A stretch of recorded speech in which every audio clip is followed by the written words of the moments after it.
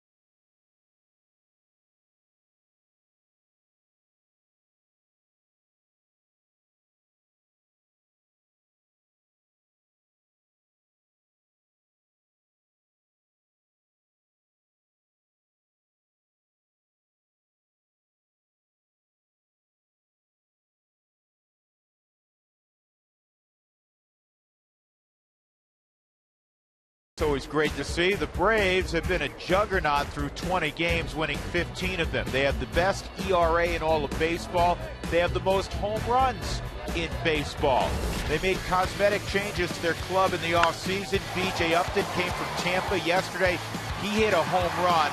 On the very next pitch, his baby brother, Justin Upton, who was with Arizona the last few years, he went deep. How many times has that happened in Major League Baseball? Brothers back-to-back? Once. 1938, Lloyd and Paul Wainer with the Pirates. Long time ago. The only guy on our crew who was there, George Frazier. He'll tell you about that during the game. Even Mark Stout wasn't there. Were you, Mark? I was not there, but I was there yesterday, and I saw the Braves club 6 home runs in the Twin Bill. They scored 14 runs, 8 via the home run. This team can go yard. You mentioned it, the most home runs in the league. How about this? 35 home runs in their first 20 games, a new franchise record. They are 15-0. 15-0 when they hit a home run already in this season. So Tyler Chatwood making his first start of the year. Pitching coach Jim Wright told me what he's got to watch out for with this club. All right, Mark, we are set. Make sure you work the ball inside a little bit and be yourself. You know, he's had a lot of good, I think 3 or 4 good outings in a row down in AAA. I mean, he's had some where his pitch count's been higher, but overall he's calmer and he's in control of his emotions and the strike zone, and that's the key for him. And Drew George said, you know, got to keep that ball on that lower plane. Let's hope Chatwood can do that today.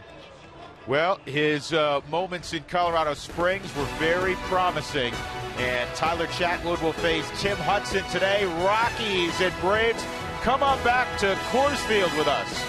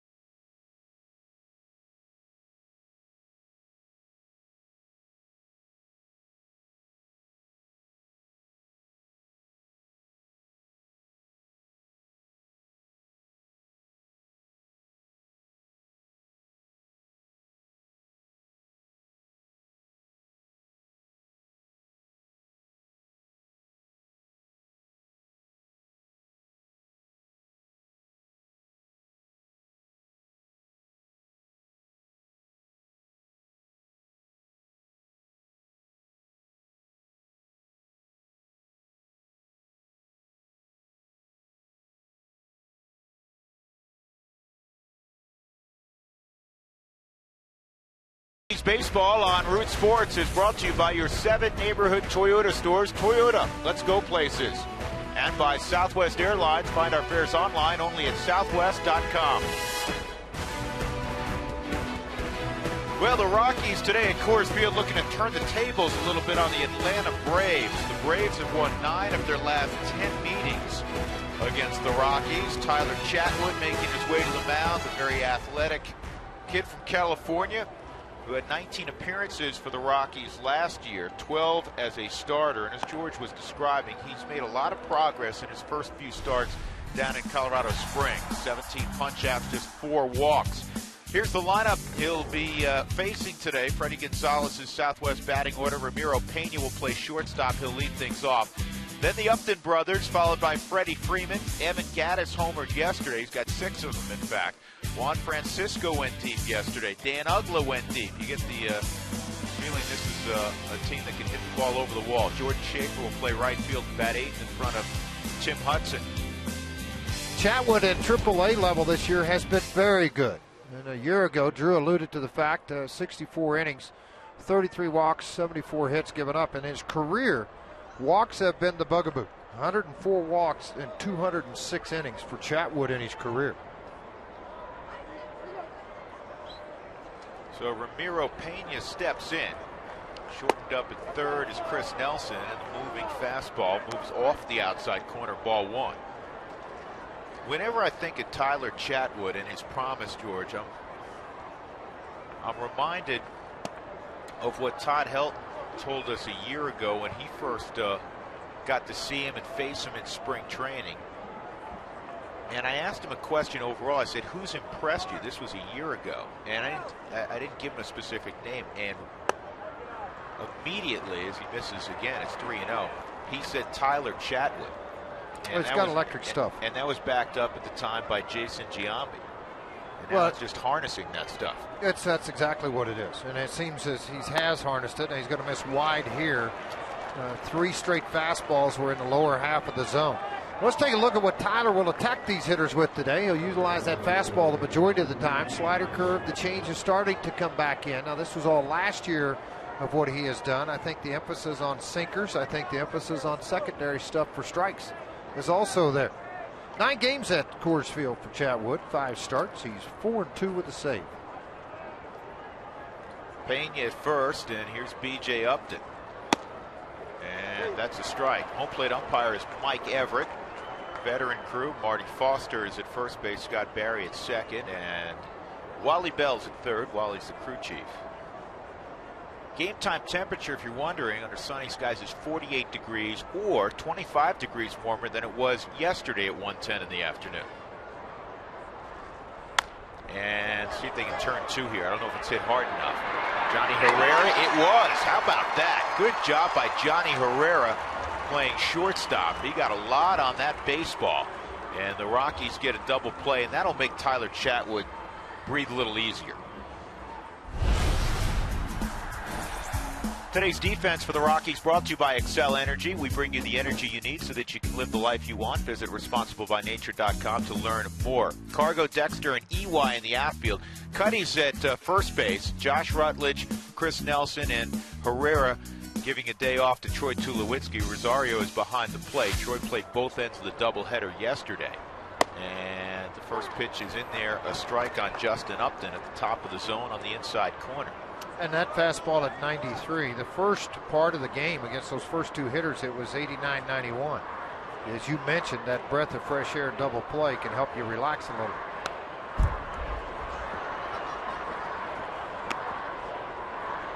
Well, when you're a young guy, George, and you walk the first guy on 4 pitches, and you've had at least a big league history of not always being able to command the strike zone, it's just human nature to go, oh man, here I go again. And then you get the double play ball and get a chance, if you can get Upton here ahead 0-2, to have a quick inning. Well, and I think too, when you say young guy, he is very, very young. But he's got a lot of games under his belt at the big league level. And I think that's where he's got to bring that same confidence that he had at Colorado Springs here with him. And the fastball dips low. Chatwood is just 23. He's one of those guys that you've heard his name now in a Rockies organization for more than a year, and he was up with the Angels 2 years ago. You forget just how young he is. Most guys his age are in A-ball. 3-2 on Justin Upton. Well, honestly, he probably took advantage of that opportunity too, because the Angels were so injury prone that year that he ended up getting a lot of starts. You know who beat him in the high school championship game with a double off the wall? To tell you in perspective how old Tyler is. 3-2, broken bat, soft single to right. Nolan Arenado. who is tearing up the Pacific Coast League. Yes, he is. They were teammates until today. Nolan has really picked it up, not to take away from what we're doing here. Nolan's picked it up where he hit 385 in the last month and a half of the season at AA. He just carried it right on into his AAA season. He's doing a fantastic job down there. Freddie Freeman will step in. Freddie had one hit yesterday in the doubleheader. Just came off the DL. He had an oblique strain. Got to watch Justin Upton at first. He will run. And that fastball poured over the outside corner, strike one.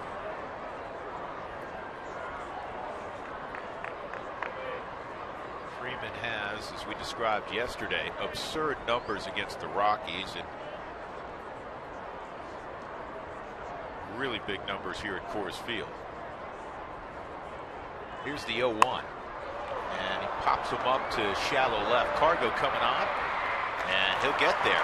And a strong inning, given the fact that a 4-pitch walk to Ramiro Pena to lead things off. Good job by Chatwood.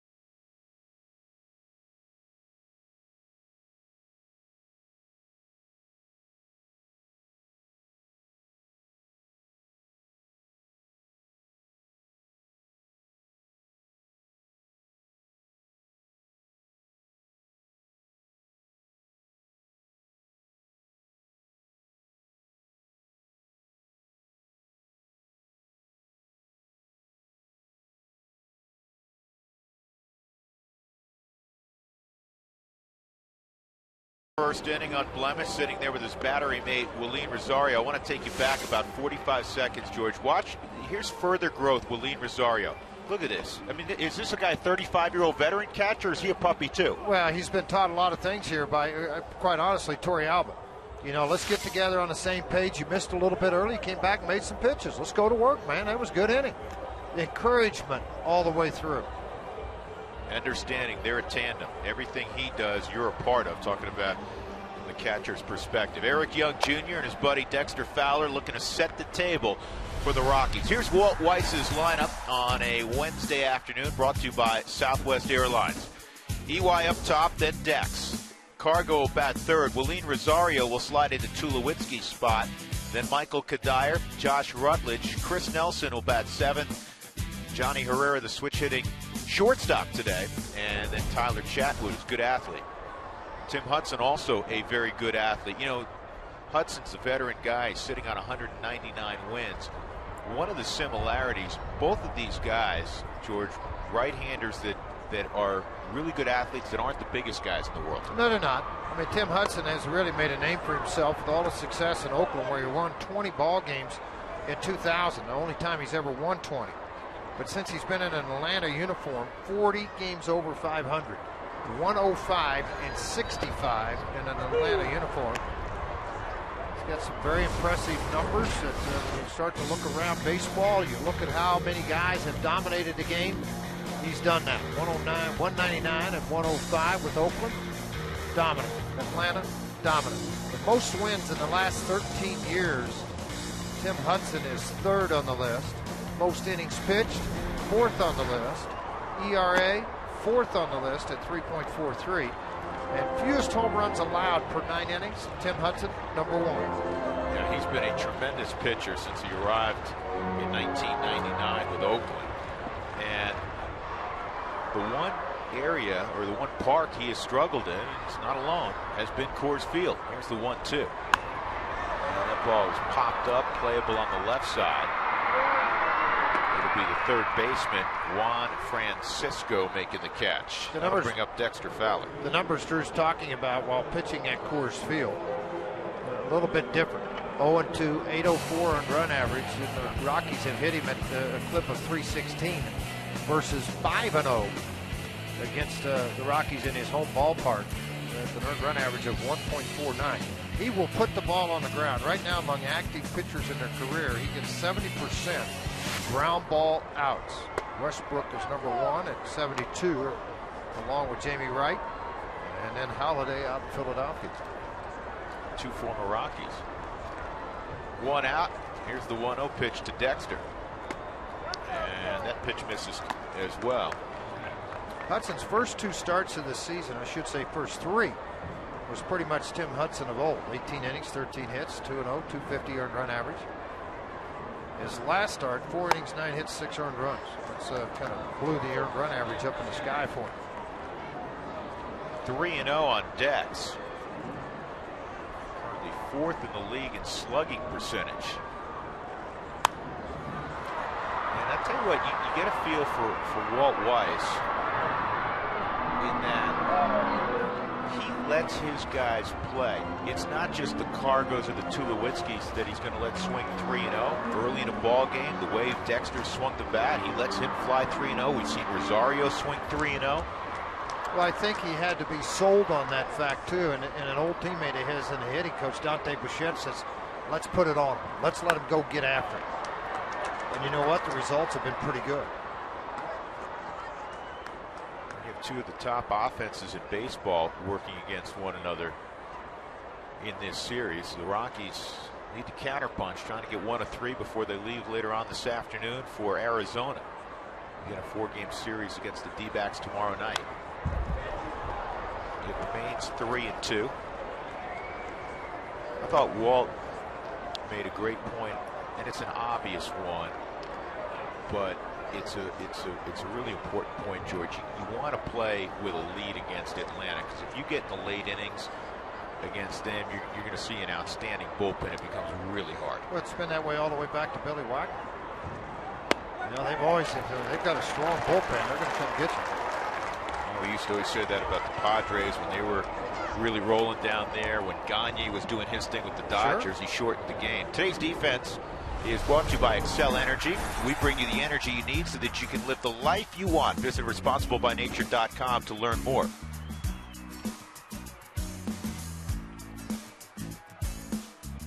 So a man on for Carlos Gonzalez as you look at the defensive lineman, Evan Gaddis catching Tim Hudson.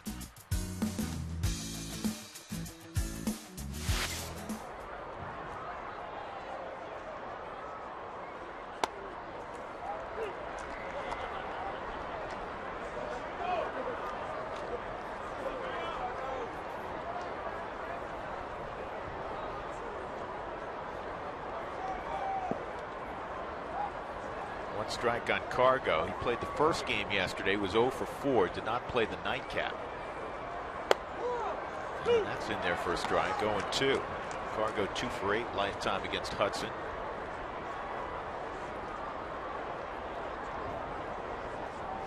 Two for his last 15 at the plate.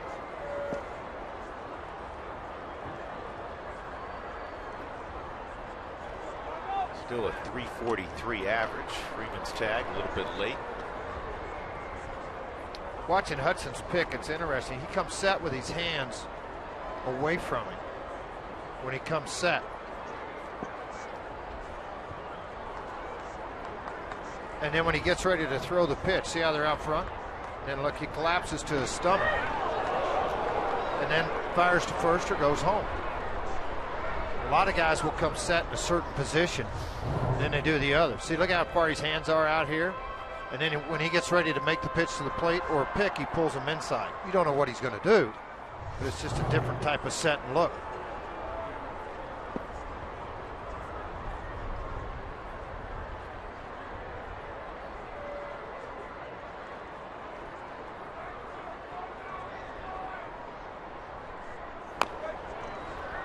breaking ball's fouled off. And what's a rarity with veteran guys, all young pitchers that come to the big leagues should watch a Tim Hudson. Because when you have speed on the base paths, with young pitchers, a lot of times it takes away their thought process at 60 feet 6 inches. They can leave a ball up. And you can really see him collect what he's trying to accomplish to cargo. So in other words, hey, go ahead, see the hands away. That time he picked with him out away from him. All different variances of what you could do. And that's something that makes it very difficult for a guy with speed like Fowler, Young, Cargo, to kind of get in sync of a pattern of what Hudson has. Some guys, George, will count just to make sure they're varying it in their head or use a letter grouping. Did you do that? No, no. I did that with a guy at second at times, but over at first base, I'd give a double look. Look, come back, look, come back. Step off the back of the rubber. Lou Brock told me one time that time really kills a base stealer. In other words, the longer you hold it, the longer you do something different. Quick pitch to the plate. This is going to hook foul. And what I mean by letter grouping, George, I know you know what I mean, but sometimes, for instance, this pitching coach will teach UCLA. It's, four letters, go on C, go on A. Yeah, different types of things that guys got different things. It comes down to what's comfortable for the player, for the pitcher. I just think different reactions on the mound by stepping off, holding the ball, doing different things like you're talking about counting. Just hold the ball until sometimes the hitter calls time. It disrupts both the runner and the hitter.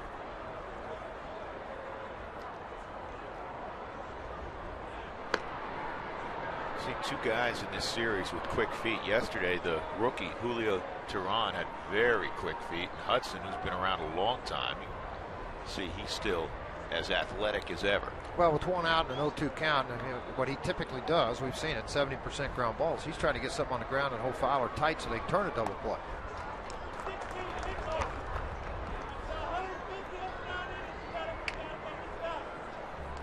Bottom of inning number 1. Eric Young was retired on a pop out. Dexter Fowler walked, and it's a 1-2 count on Carlos Gonzalez. Hudson in his career 32-9 against the National League West. It's way outside. Really overthrowing. Yeah, really overthrowing the breaking ball, change up, trying to make the perfect pitch with it. And that's where Carlos can really benefit if he gets it in the middle of the plate. Because of yesterday, George, we're not mentioning the cool temperatures, but 48 degrees pretty chilly also. Yeah, it's not extremely warm right now. Hands dry out pretty quick. Get a grip on the baseball. And this ball is going to slice foul down the left field line. That's what Cargo's done in this series. He keeps flirting with the right and left field line. Remember the near double he had? And I talked to him about that yesterday between games. He thought that ball hit the line, and we ran it back 3 or 4 times. It was inconclusive. It may have hit part of that line. Well, I know that it's easier for guys and groundskeepers, and I'm not knocking Raz or anybody else. Everybody in baseball don't see the chalk very much anymore. When you paint, you're not going to see any white fly up consistently. But when you're able to put chalk down, obviously when it hits, you're going to see a puff of white come up, and that really makes it easy for an umpire.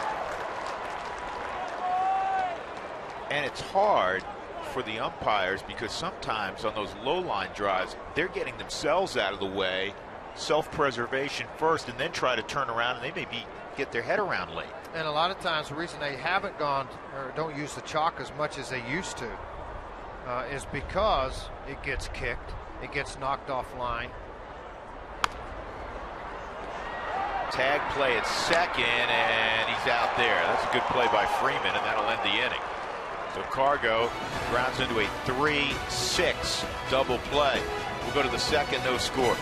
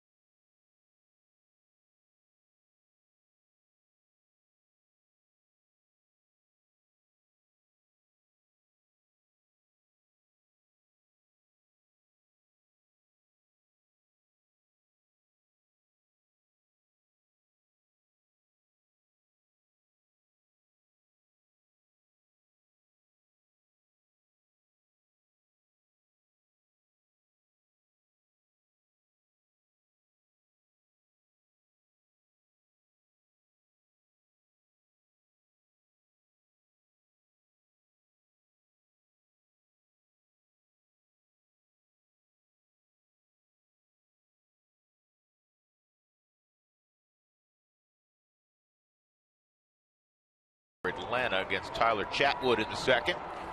Rockies fans, this year we want to answer your questions on air during Toyota Talk in the fifth inning. Here's how you participate. Text Toyota, followed by your question to 720-720. First-time texters, automatic winners. We'll give you a free day pass to the Denver Zoo, courtesy of your neighborhood Toyota stores, who invite you to visit the amazing animals at the Toyota Elephant Passage. You ever ridden an elephant? Yes, I have, actually, in all seriousness. Where'd you do that? In Africa, or did you do it over here in at the Thailand? fair? In Thailand? Yep. How far did you ride it? Not very far. Like in a circle, like a kiddie ride for horses in America? Not far, but I was on. It's got to be a little scary. I mean, you were on the back of an elephant. The thing's massive. Did they have one of those chair things you sat in? Yeah. Yeah. Yep. Never have done that. 1-1. You ever ridden a camel? Do you know what? Don't tell me you got in a camel race. No, but when I was younger, we were in. This was in North Africa, and my father. I was really little, so my father. No, I wasn't really. He little, rode with you? No, he rode. Oh yeah. Yeah. But what is going on? What do you think of camels, elephants? Well, the elephant passage. You brought it up. See, yeah. the ad you just read. He got nicked with one.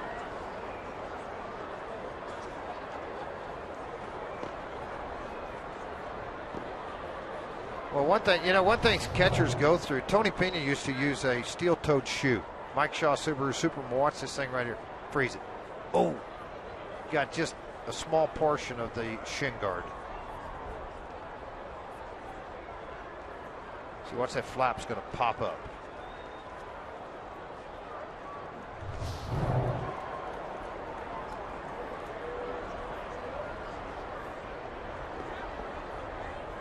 One and two, Rosario ready to go again. Evan Gaddis at the plate.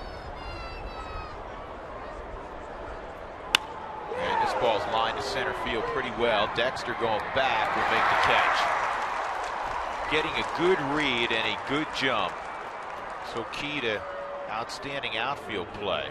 As hard as the guys hit it, George, at this level, if you take a false read step and have to reroute, a lot of times you're not going to make a play. Dexter read that perfectly. You don't have the comfort at Coors Field, particularly with the huge gaps here, to have a slugger, slow guy in one of the positions. They all got to be able to run, and particularly that position in center. Gates back to all the way with Ellis Burks, Preston Wilson. All those guys could really fly in center field. Well, look at the Rockies. Tom Goodwin. Yeah, it's Rockies this afternoon, George. To your point, you have three center fielders: Cargo, Dexter, and EY. All three of those guys, you'd be comfortable having to play in the middle. Yeah, and even when Kadyr's in right, he's got average to an above average speed. He covers a lot of ground. Yes, he does. That's in there 1-1 on Juan Francisco.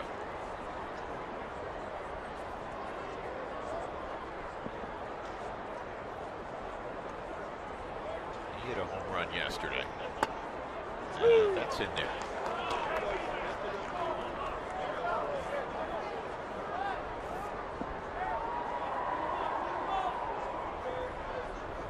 Rockies have Herrera playing almost up the middle against Francisco, and Cargo is going to come on and make the catch.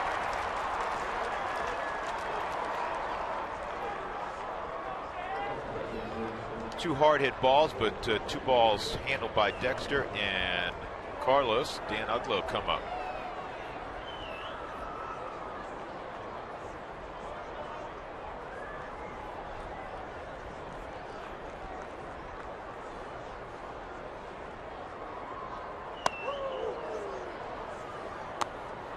Udlow resting on 213 home runs as a second baseman. He's going to have to get a bigger jersey, George. You think so? I think the arms are about to bust out of that jersey. Breaking ball, slowly hit, and it's going to go foul. He took Jeff Francis deep yesterday to dead central. Center cut right in the middle of the plate, about knee high, and being a short guy in stature, a very good low ball hitter.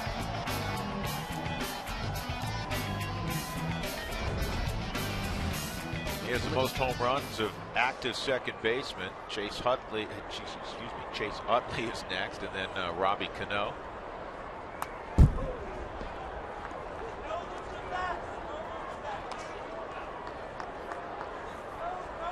2 on Dan Ugla, one of the better Rule 5 selections in recent memory. He was with Arizona, and the Marlins plucked him out of the Rule 5 draft.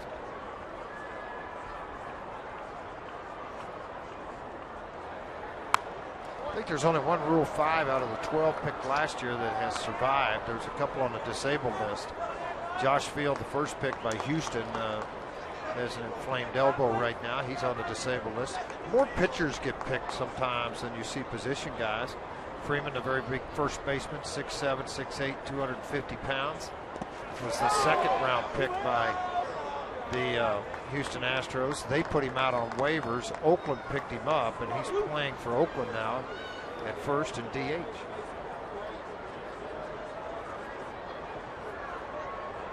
Another notable Rule 5 selection, Johan Santana. 2-2. And a broken bat floater that'll drop in a shallow left. Cargo's trying to prevent this from being a double. There's no way to do that. Well, I'll tell you what, Ugla was cruising.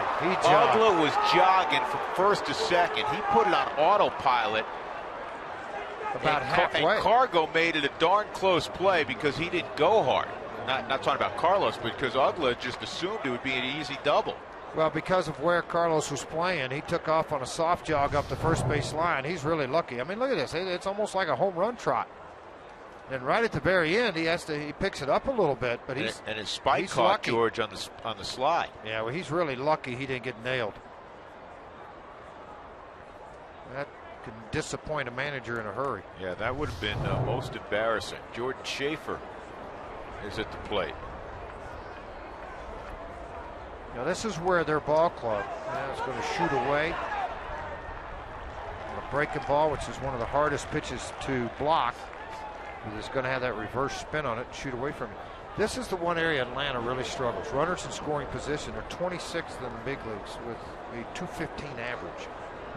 So it either goes over the wall or they make a left turn and go back to the dugout. Well, 50 of their 91 runs have come via the home run.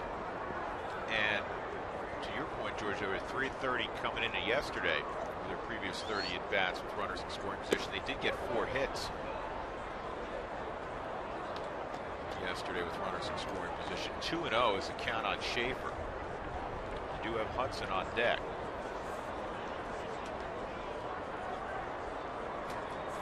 Both hits allowed by Chat would have been broken bat hits.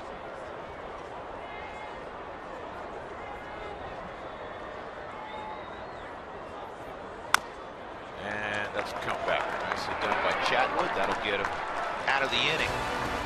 Ugla, 2-out double. He's left at third base. Middle of 2, no score at Coors Field.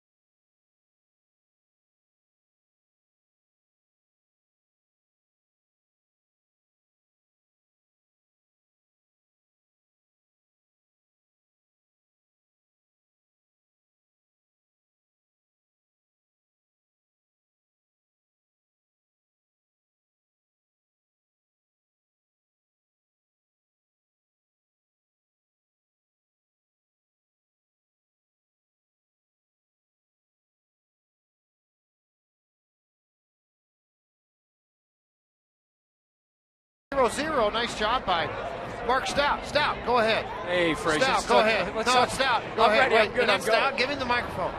Where's Stout? He's got the. Frazier, I want to that's talk Stout? something you could talk about pitching. Tyler Chatwood, obviously up from the Sky Sox. I went down to the Springs on Saturday and talked to Christian Friedrich about he's doing coming back from his back injury, and this is what he told me. Every outing it gets better. I feel like I'm reaching out further, using combinations a lot better.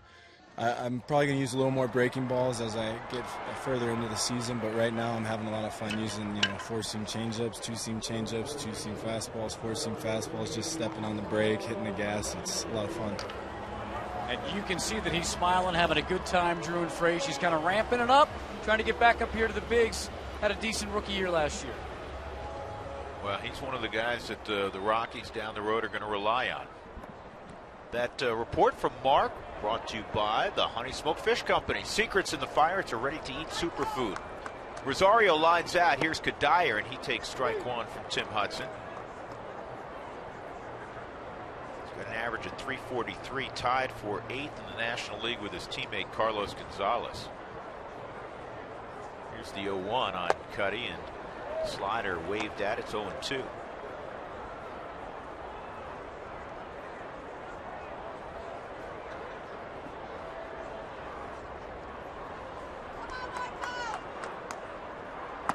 Eight times in Hudson's career he's thrown more than 200 innings. Not only an innings eater, he's a wins eater. He wins a lot of baseball games. This ball left up high and deep left field. Got a chance to get on that, and it will. Michael Kadire giving the Rockies a 1-0 lead. 5th jack of the year.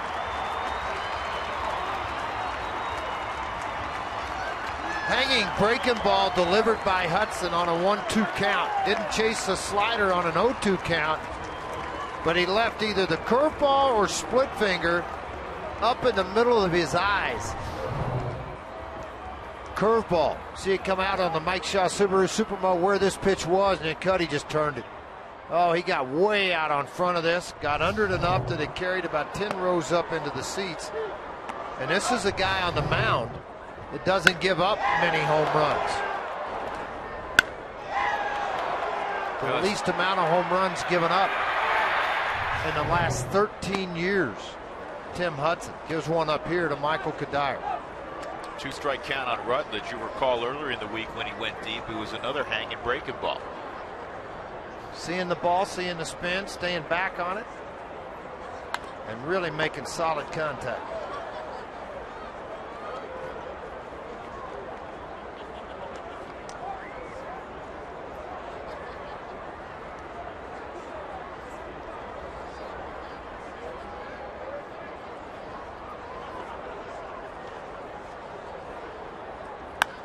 This ball's got a chance also. Rutledge has gone back-to-back. Michael Kadire applauding in the dugout. 2-0 Colorado. For Rutledge, his 3rd big fly. I know he struggled earlier in the season with his average, but the average has climbed. The home runs and power and RBI is starting to jump. Boy, really good to see. This ball stayed elevated, never got down into the zone, and Rutt just turned on it. I think he surprised a lot of people, George, who weren't overly familiar with him. He was in Double-A Tulsa last year. He gets called up, and they're seeing this, lean, kind of wiry, strong middle infielder whack the ball all over the yard and over the wall with frequency. And it's Kadire's reaction. And here's a base hit from Nelly the other way. All of a sudden, the Rockies tearing into Tim Hudson. What I saw a lot of from Rutledge last year in Tulsa in ball games was a lot of gap power, and it's a deep gap in left center in Tulsa, but you're at sea level at 390, and he would wear it out. Had power into the right field area, but a lot of line drives. First time the Rockies have got back-to-back this year. Yeah, Johnny Herrera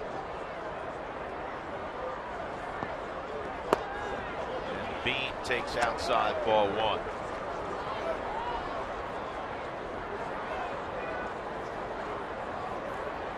Nice job. Look at Stu Cole down the third base line. Did a nice job slicing the ball on a first pitch offering from Walden last night into left field.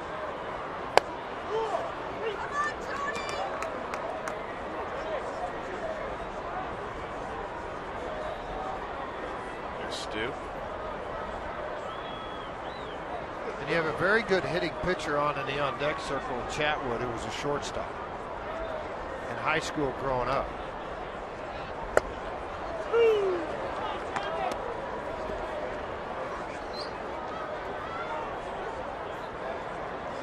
Who likes to hit? We always talk about how Jolie Chassin loves to hit. Chatwood likes to hit.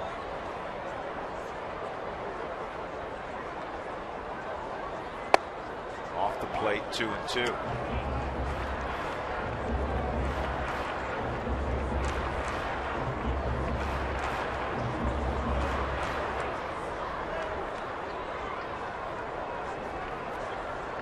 Seven-year-old Tim Hudson.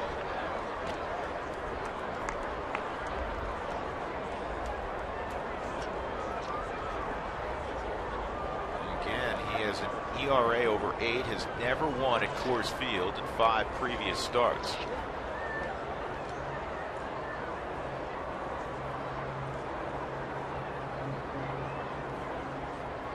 Three and 2.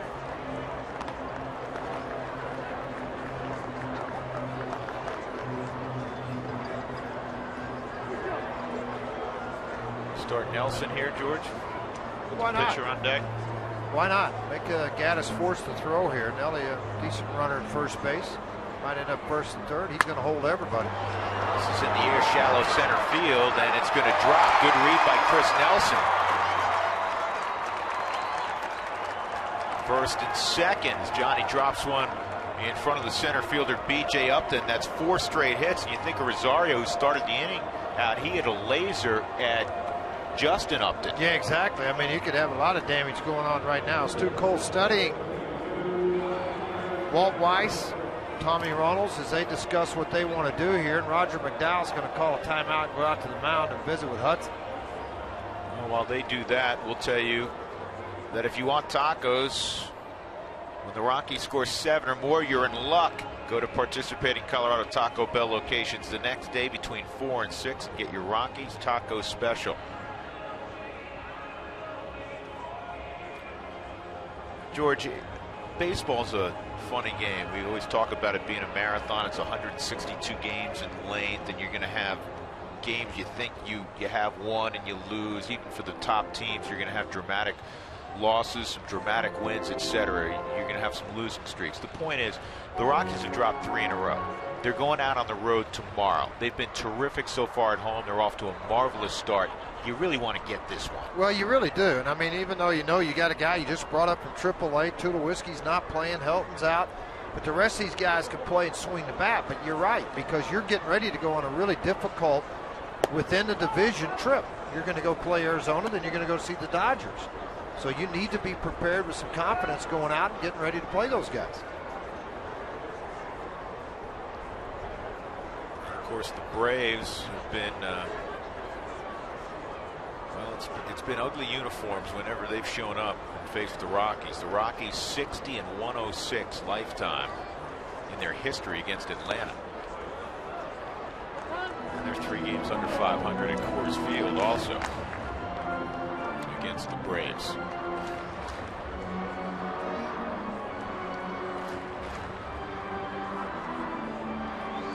You have decent wheels on base with Nelson and Herrera. Bring that up. We wondered maybe a slug bunt in play. And here it is. And it's going to work out nicely. So the Rockies, who like to utilize that. And key is, you got it, George. You had to practice this a ton in your career. You got to get the top half of the rock. That's exactly what you do. The last thing you need is a line drive hit somewhere right at somebody, and then you end up getting a double play in the dugout. Rockies right now are going to get a chance. They're fourth in the National League with a .310 average with runners in scoring position. St. Louis leads it 3-2, and St. Louis leads Washington right now 4-2.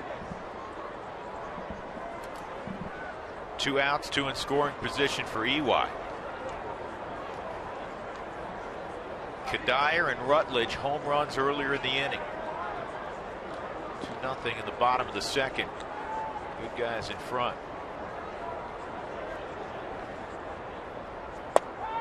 That's a strike. Well, unlike the Braves, the Rockies have hit very well with runners in scoring position. Third in the league at .310. The Braves mentioned it earlier, 26th in baseball right now.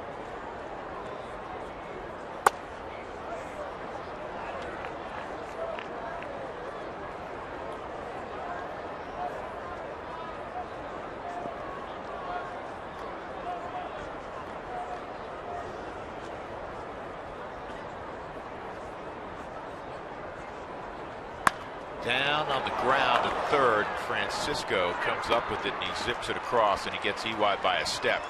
In the inning, the Rockies get back-to-back jacks from Kadire and Rutledge. And they have a 2-0 lead as we move to inning number 3 and 20th and Blake.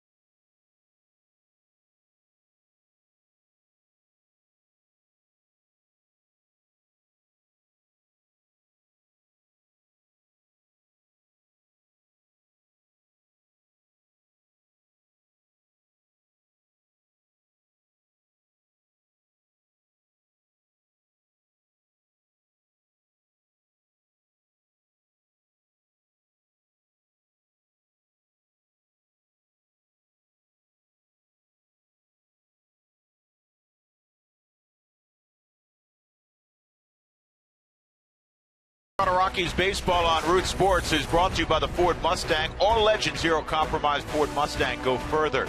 By Southwest Airlines. Find our fares online only at southwest.com. By Honey Smoked Fish Company. Secrets in the Fire. It's a ready-to-eat superfood. And by CenturyLink, your link to what's next. First pitch swinging. Back live, and it's a fly ball to center field off the bat of Tim Hudson. 1 pitch, 1 out for Tyler Chatwood.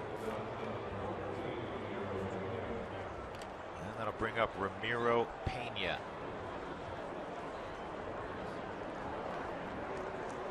Third start on the season for Pena. His first start at shortstop.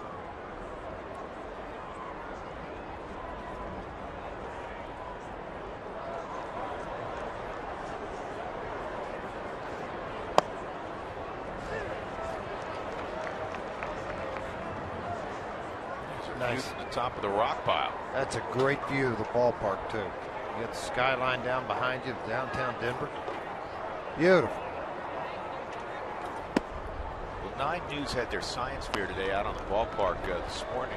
Out at the ballpark this morning, George, which is a great event. And the neat thing also is that a lot of the children come here in school buses. They stay for the game. Stay and watch the ball game, and all of them up in the upper deck and in the rock pile. This is a bouncer to second. Rutledge comes and gets it. 2 outs.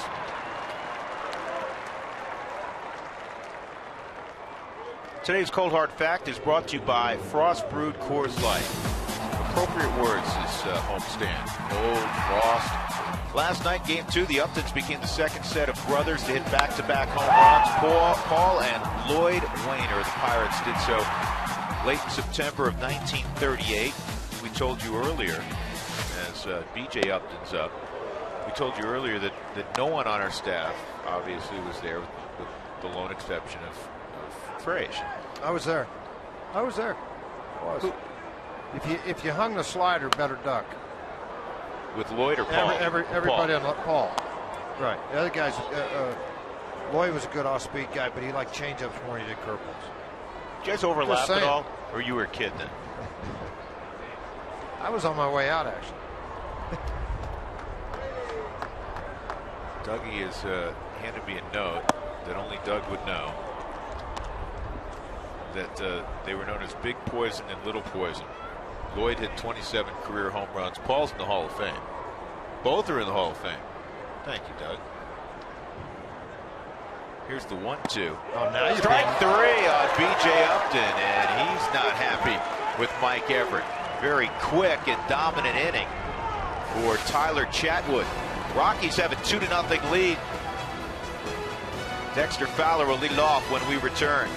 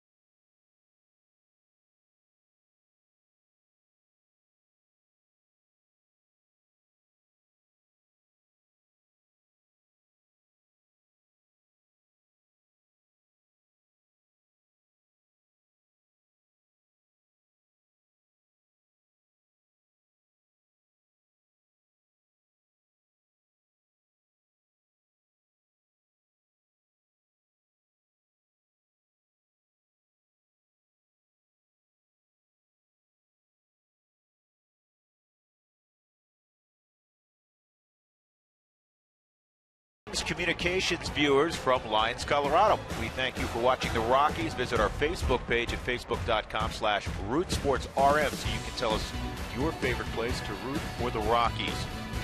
Dexter Fowler walked his first time up, 2-3-4 for the Rockies, and the off-speed pitch misses away. Rockies got after Tim Hudson last inning.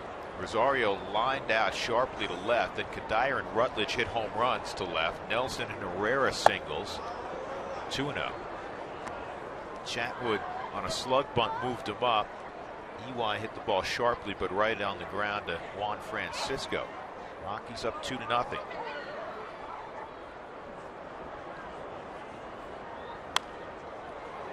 Dex slashes at that baseball, and it's 2-1.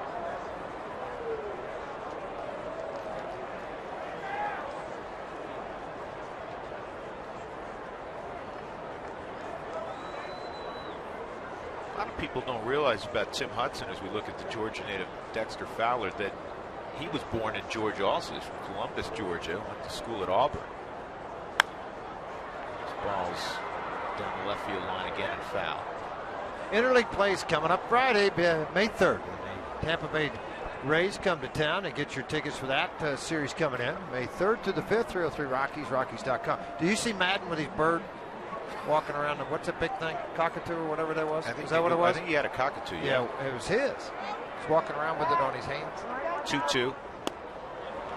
And Hudson with his first strikeout of the ball game. And a lot of you may not know this, but we'll make this the cold hard fact, Doug. Did you know he was my catcher on the Boulder Collegians when we won the national title in 1975? Joe Madden was? Yes, sir. How many guys went to the big leagues on that Boulder Collegian boy, I team? don't know. I thought Stearns. Ricky Peters. I thought Stearns was your catcher. Nope. Joe Madden. Ricky Peters was on that ball club, second baseman with Detroit. Ed Lynch, Jay Howell. Ed Lynch, who went on to become a general manager after his playing days, was on that ball club. There's some pretty good players. Bobby Pate, unfortunately, was a great outfielder. Went on and played for the Denver Bears later on in Montreal system. He just had guys like Valentine and Dawson and Cromartie in front of him. He didn't get much of a chance, but was a very good, accomplished AAA player. Yeah, Baldy Muschetti. Boy, was that some fun times. We're talking about great teams. 1-1 on Cargo. Gus Campbell was the pitching coach. What a great man. And that's in there, 1-2.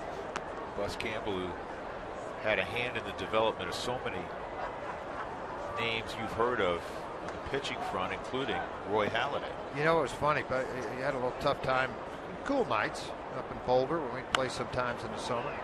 He goes, I've got this deal I'll give you. You can put it on. It's kind of like Ben Gay. I was like, sure, bring it on over. And what it was a gallon jug of rubbing alcohol and like 400 Tylenols crushed into this rubbing alcohol, and then some wintergreen. Oh my goodness. And so what would happen is the alcohol would open the pores apparently, or the wintergreen, one of the two. And the Tylenol would go into the pores and then it'd stay there, and it wouldn't be hot. You start warming up, and you thought you thought somebody had a blowtorch on your arm. I was like, I'm not using this anymore. But thanks for the I'll get you a gallon jug. No, I'm good. Yeah, there should be a disclaimer on that story, George. Do not attempt this at home. Yeah, do not attempt that at home. That was 30 years ago. But you know what? Your arm didn't hurt. You didn't feel anything. It was on fire.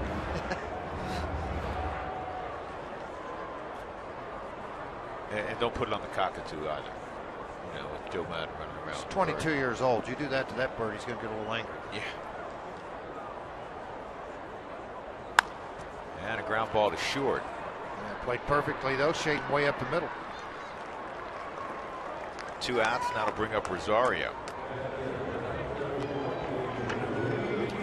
Wells Fargo customers get your 2-for-1 Rockies club level tickets today by going to wellsfargo.com/Rockies. Wells Fargo Bank, member FDIC.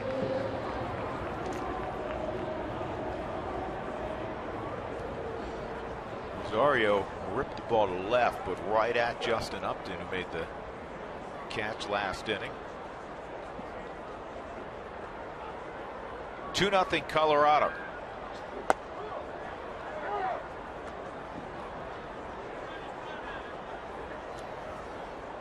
Hudson was drafted in the 35th round out of high school by the Oakland A's. This is slowly hit, and then he was drafted again by the A's a few years later in the 6th round. Hudson's best inning. 1, 2, 3 in the 3rd. To the 4th we go. 2-0 Colorado.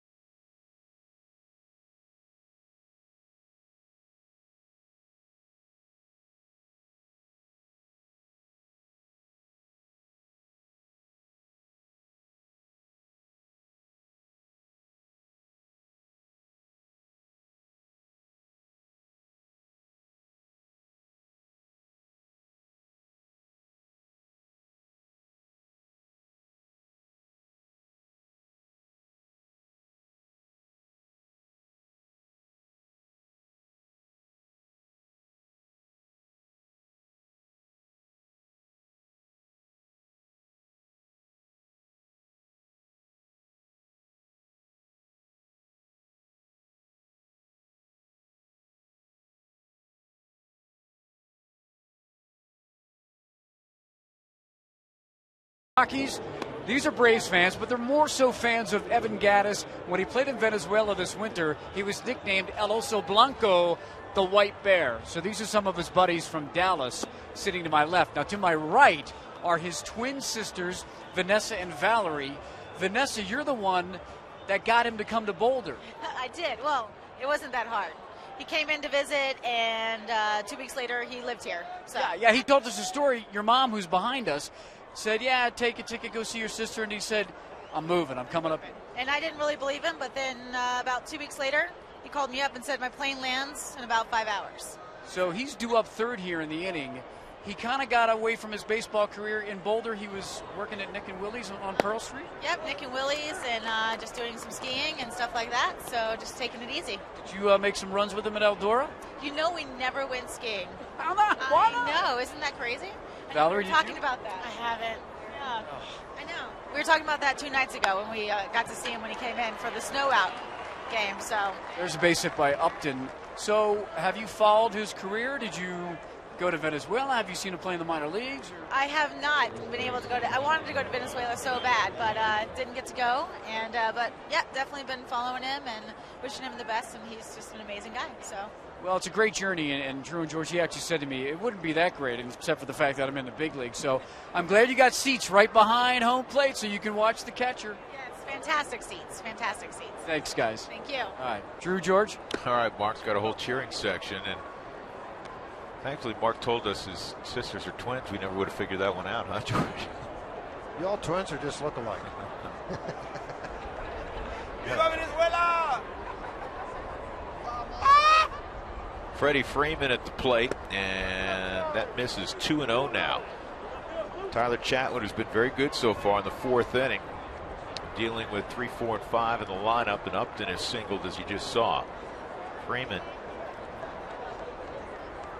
get a fly ball to left field his first time up. And this ball is to deep right field.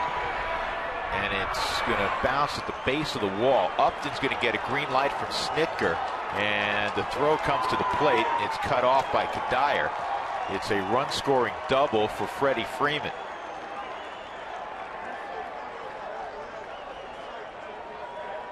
Two to 1. 8th RBI for Freeman. Fastball. Let's see if that ball, they're trying to go to the inside corner and it just stayed up and elevated in there. Belt high, able to get the extension. This strong man at the plate. High fly ball. When it left the bat, I thought home run. I thought it was going to be deep enough. Hits just shy of the auxiliary scoreboard, and then EY stuck, and that's what bought some time for Upton to come around to score. The strong throw by Rutledge cut off, and wisely so. 12 RBIs and 10 games at Coors Field for Mr. Freeman. Kind of has those same kind of numbers in Atlanta against the Rockies. And there's a Gattis fan club. Gattis has enjoyed his time in the big league so far. He's hit a home run in every ballpark he's been to.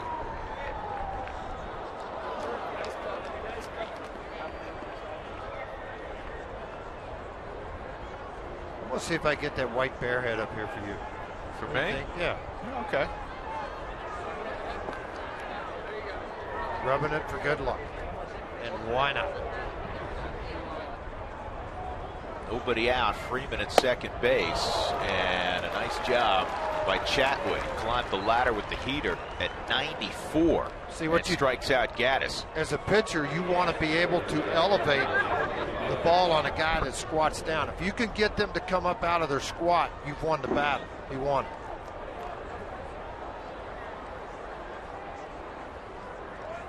Now Juan Francisco.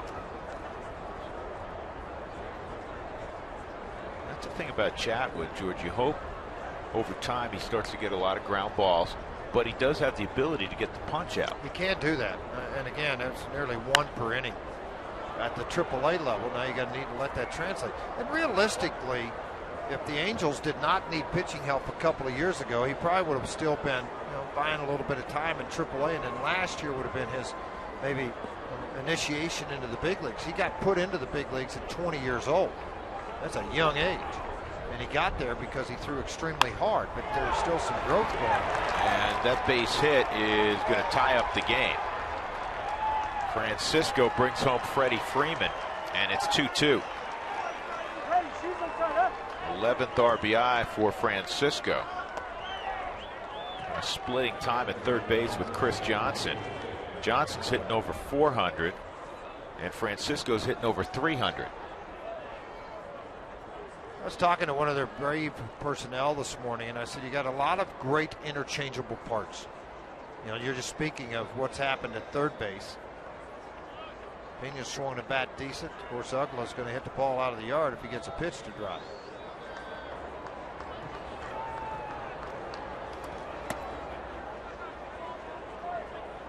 Hit a broken bat double down the left field line, a floater that dropped in fair territory. Jimmy Wright's going to come out and visit with Chatwood.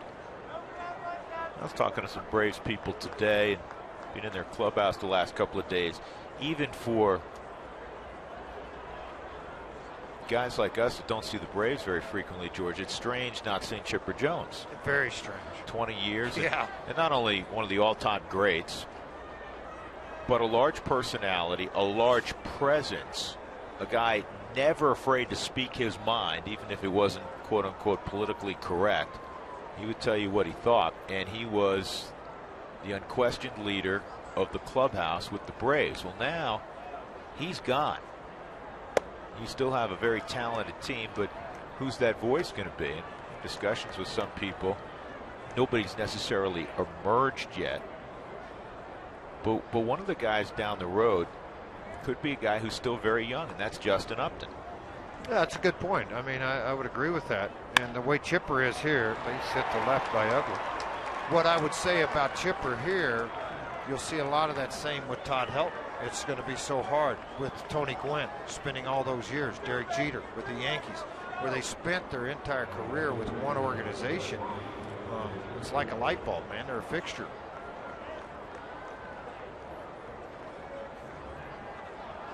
And things that would never get to a Freddie Gonzalez or Bobby Cox's desk were handled by Chipper in-house. Well, Freddie runs a lot of the things just like Bobby did. Don't like earrings, don't like flashy jewelry, no music's going to be on, all those kind of things. Bobby Cox was very adamant about those type of things in the locker room. Big swing from Jordan Schaefer. Well, what he's off to doing. Swung the bat well so far. 462 coming into the ball game, down to 429. Obviously not a lot of at bats, but he's had success with those at bats, hitting 8. Yeah, he hit 211 last year with Houston. Chatted with him before the ball game, and he said, you know, I feel like I finally got to a place with my swing where I'm keeping the bat in the zone, just trying to hit line drives. He said, I got caught in between for a while. I would.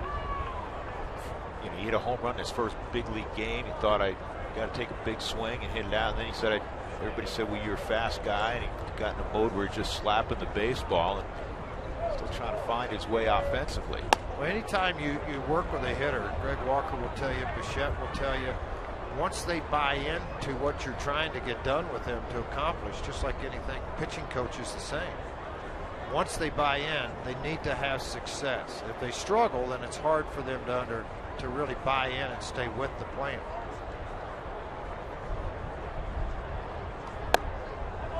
Chatwood's fallen behind 3-1. You have Hudson on deck. There's just one out. Hudson, the guy who swings the bat pretty well, too. George, you say it all the time. Pitching coaches say it all the time. Minimize damage. Hudson did that in the inning where he gave up the 2 home runs. He just gave up 2 despite traffic. You're in the 8th spot in the lineup with 2 on. Gave up a couple of more hits after that, but then all of a sudden it's the swing and bunt to ground ball him out of the inning. Making pitches when you need to make a pitch, and right now Chatwood needs to make a pitch on a 3-2 count with 1 out.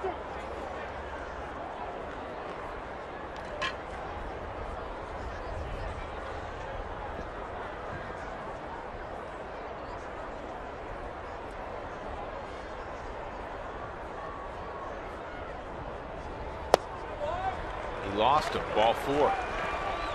And now the bases are loaded with 1 out for Tim Hudson. Hudson, a good hitting pitcher. Give you an idea, folks, of just how tough it is to hit at the big league level. Take you back to Tim Hudson's final year at Auburn University. He was a first-team All-American. He was the SEC Player of the Year. Player of the Year, not Pitcher of the Year. He was 15-2 on the mound. Offensively, as an outfielder, he hit .396 with 18 home runs and 95 driven in. In his big league career, he has 2 home runs, and he's hit .175, and he's considered a tough out, and I put that in quotations, as a pitcher. But in college, I mean, as an offensive player, he was an All-American. Think about that. Man, 95 ribbies. Woo. At third base, Juan Francisco, he singled in Freddie Freeman to tie the game. Dan Uggla followed that up with a single to left. And now Jordan Schaefer. And it's a strike, 1-1.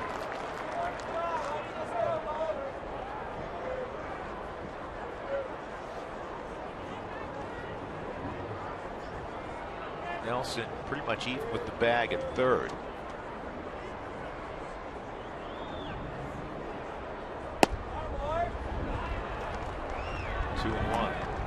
If you're wondering, and it hasn't been shown yet, there's no movement in the Rockies bullpen. I would think Ottavino would be first up today. Escalona going 2, Scahill being sent down after just a tremendous out. And a line drive base hit to right. 1 run has come in. And stopping at third base is Uggla. So true to form, Tim Hudson lashes a single to give Atlanta the lead, 3-2. Base is still loaded, and Ramiro Pena coming up, representing the top of the order. Doesn't try to do too much with it. Look on the Mike Shaw Subaru Supermo. You could see this ball away from him, and he just shoots the line drive right by Kadauer into the outfield to EY. EY very quickly got rid of the baseball. 8th man to hit here in the inning.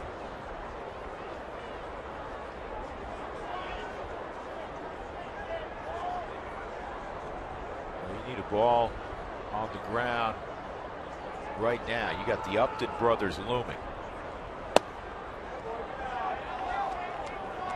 That's ball 1 on Pena, walking a ground ball to second for Ramiro.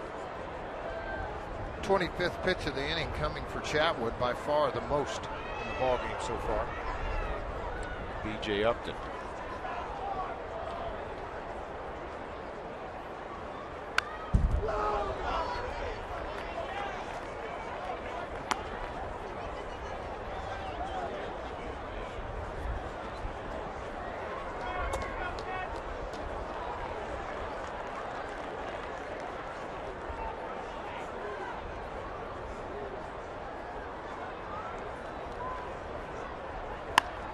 This should do it.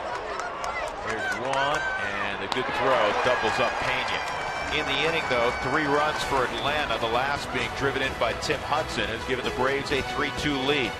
Middle of 4th.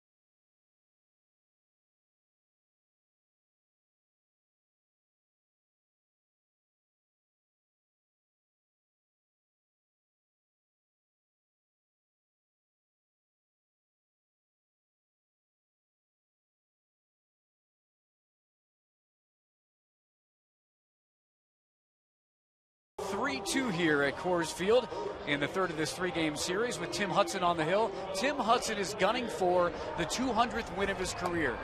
That brings us to our AT&T trivia question. Name the 2 active pitchers that have 200-plus wins in their career. There's more than 100 that have done it in the big leagues, 51 of those in the Hall of Fame. 2 are active. Drew, George? That's a very good question, Mark. We will think about that for a while. Michael Kadire leads things off against Hudson. Kadire homered against him in his first at bat. Got a hanging curveball, hit it out to left field.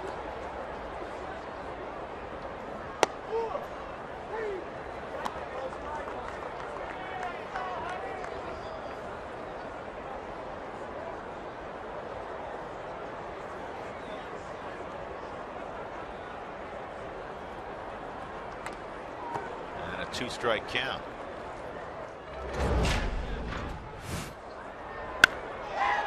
Here's the long ball for Kadire's 5th of the year.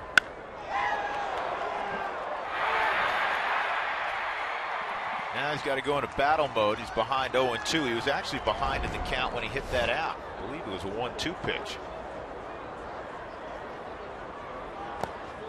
And he's got a 1-2 pitch right now. All right, George, a question for you. Who, in your mind, your opinion, would be more Hall of Fame worthy, Roy Halladay or Tim Hudson? Wow.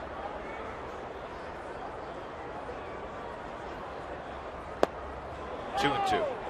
Well, I know that Hudson has some postseason honors as well. What Halladay has also.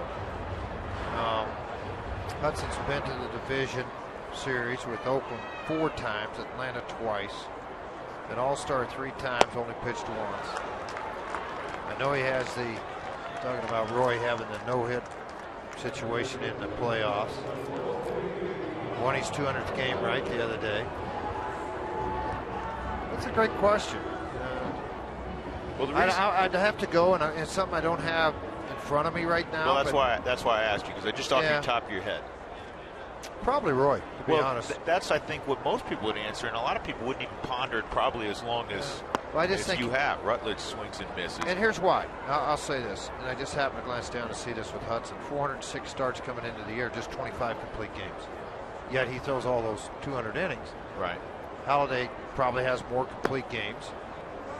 Yeah, you're absolutely at 67. Right. He's got 13 shutouts. Hudson has in his career coming into this year. Right. Halladay, I know, has more than 13. Well, they both have great winning percentages.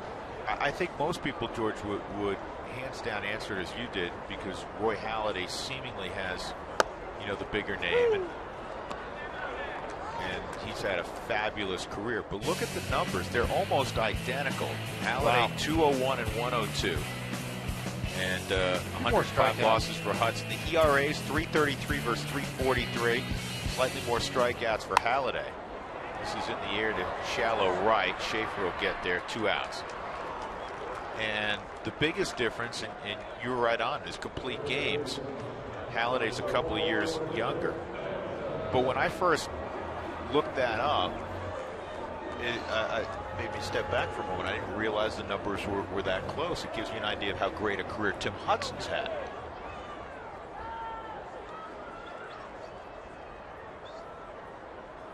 Seven in a row retired since Johnny Herrera singled in the 2nd inning. And this ball's well hit by Nelly to deep right field, and it is off the very top of the scoreboard, and nobody coming over to help. Finally, the second baseman Ugla's out there. Nelson rounds third and stops.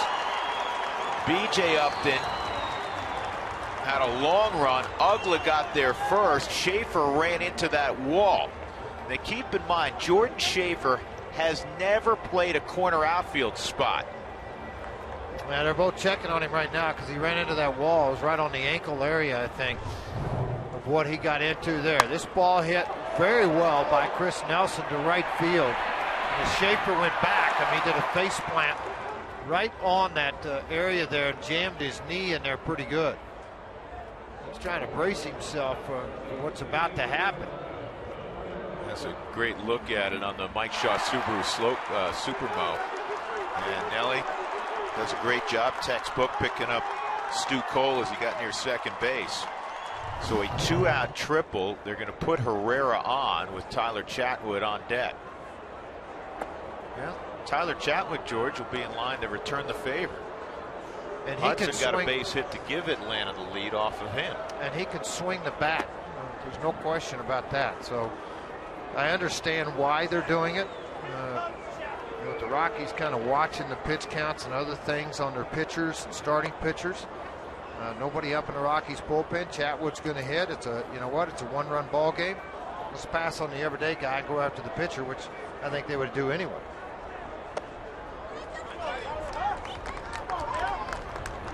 Nelly didn't miss a home run by much. A couple of feet, perhaps, maybe less.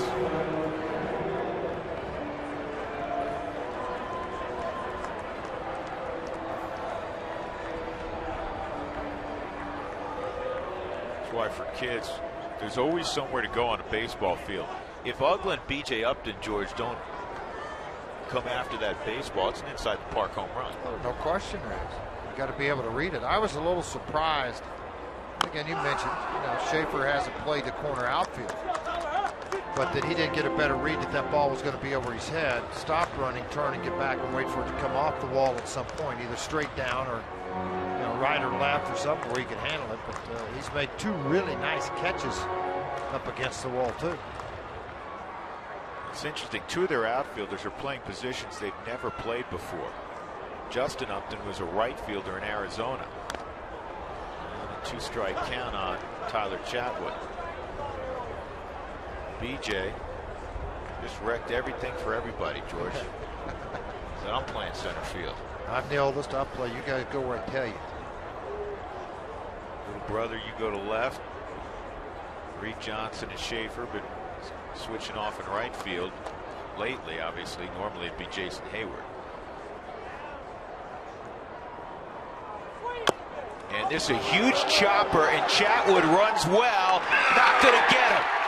Ball game's tied up. Throw to third. Not going to get Herrera. There's where the athletic ability of Chatwood comes into play. And we're tied at 3. Chatwood and Hudson have both driven in a run. Nice little break here. Boy, a huge break here because he chopped down on the ball, catches it. All Hudson can do is wait and try to make a fast exchange to first. The throw not even on line, and Freeman the snap throw over because Herrera, with Francisco coming to the mound to try to help it, saw third base unoccupied and headed to the bag. And now the top of the order in Eric Young Jr.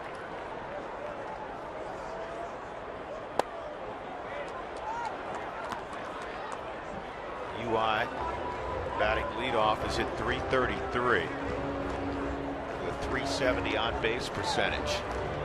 BJ Upton's real shallow. That's his trademark. He plays shallow. EY can drive the baseball.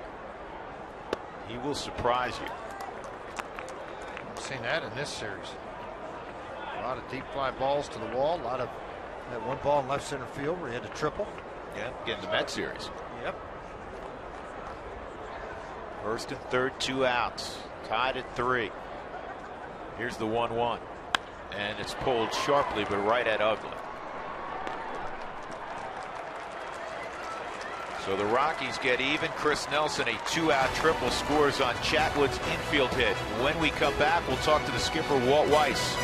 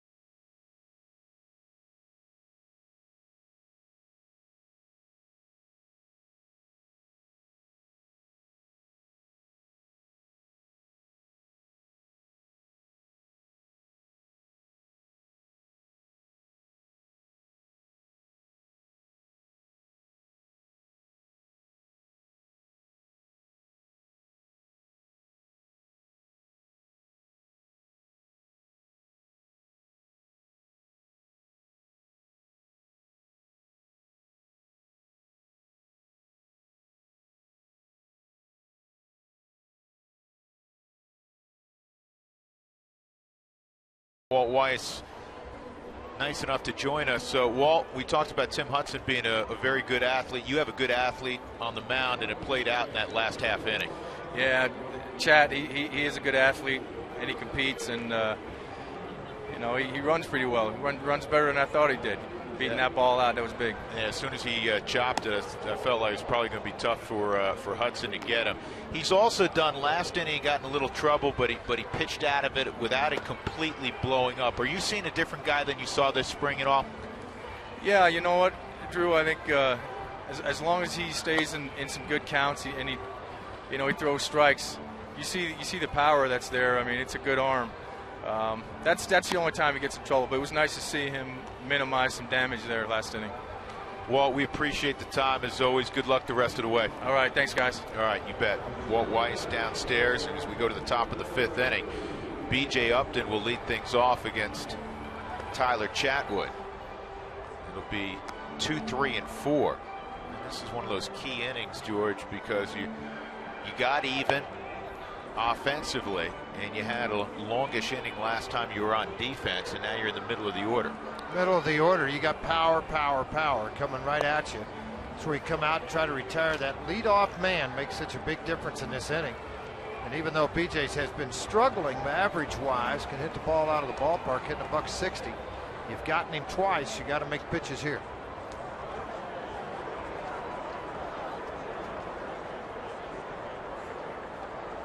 Yeah, the 3-4 guys. Upton's 2 for 2, and Freeman is 1 for 2, an RBI double. It's our Toyota Talk inning.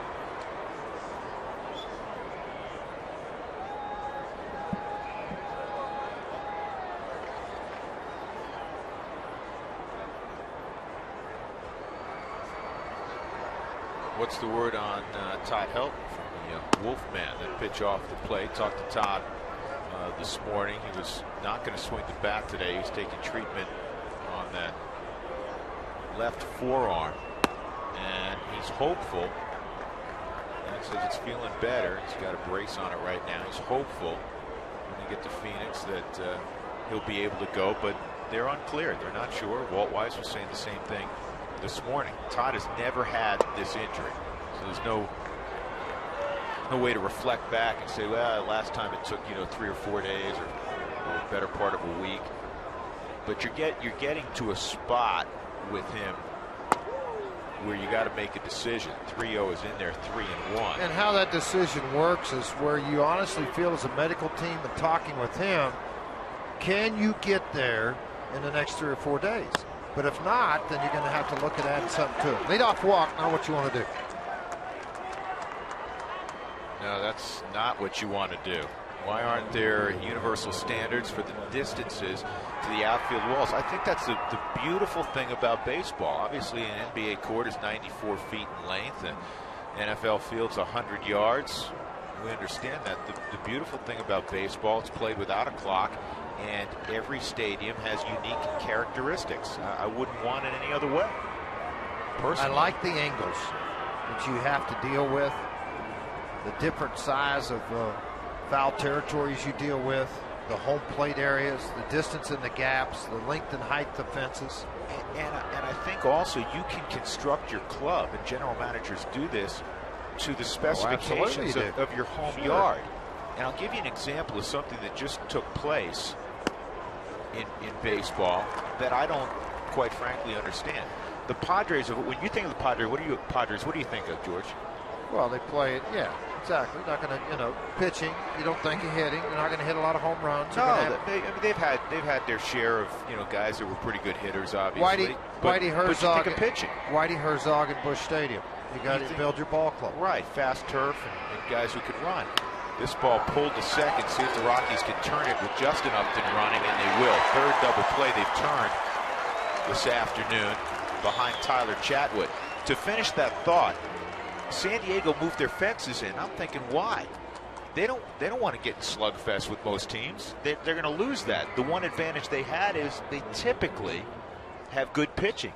So keep the fences deep. Particularly in that ballpark. But I think they want to try to find some offense instead of getting beat sometimes 3-2, 3-1 type deal. But in their search for some offense, they may be aiding the enemy quite a bit. That's fine. It's going to play in the hands of the Rockies when they're out there. Freddie Freeman swings and misses.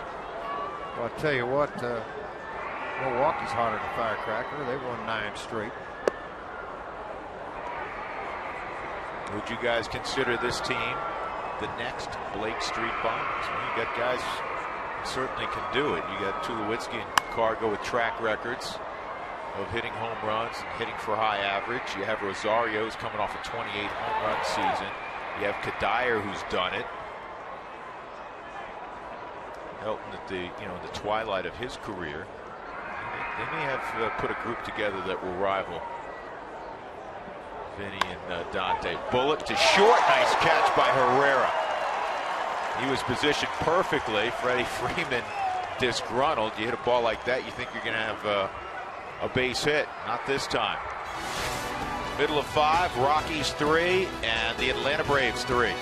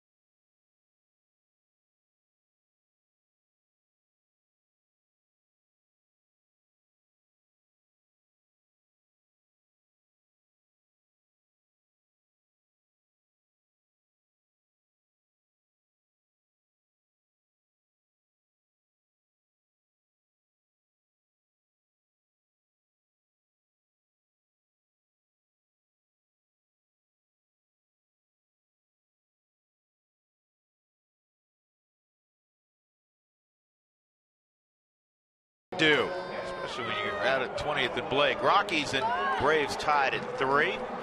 Thanks for texting in your questions on Toyota Talk. For more answers to your questions, visit the Root Sports Facebook page at facebook.com/RootSports. RM, where Hall of Famer Tracy Ringlesby will answer a bonus Toyota Talk question before the end of the game. Here in the bottom of the 5th, it's 2, 3, and 4 for the Rockies. Ball 1 from Tim Hudson to Dexter Fowler. Dexter a walk and a strikeout. And it's the 3rd look at Hudson for the meat of the Rockies' order. See if they can make some hay here. Identical situation that the Braves had in their top half of the 5th inning. They had 2, 3, and 4 coming up. The Rockies matching that with Fowler, Gonzalez, and Willeen Rosario. 2-1. Towards the Cardinals beat the Nationals today in Steven Strasburg by a final score of 4-2. Strasburg's 1-4, but looking inside the numbers, he threw 7 innings of 3-run baseball, struck out 7, walked just 1. He has a 3.16 ERA, so it tells me they're not scoring a lot of runs for him. But he's 1-4.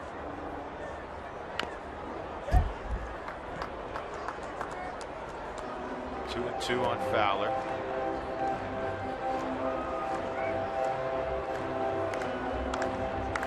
Dex from the left side hitting .308.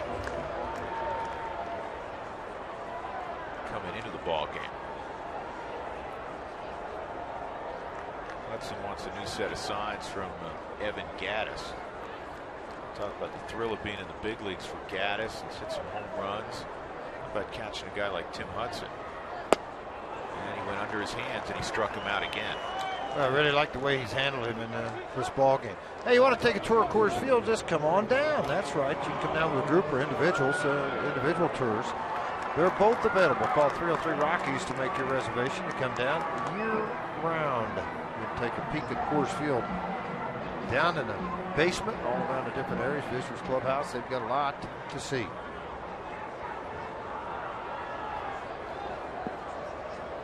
Cargo, a couple of ground outs. The first one resulted in a double play. He lays off there.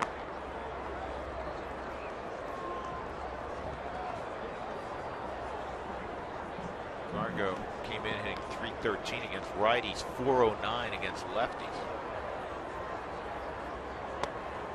1-1. Really received well by Gaddis that time. Really kept his hands quiet. Just reached out and snatched it. Off-speed pitched on the corner. It's that old adage of hard in, soft away, going back to the breaking ball away. Not get the bite, but hit the right spot.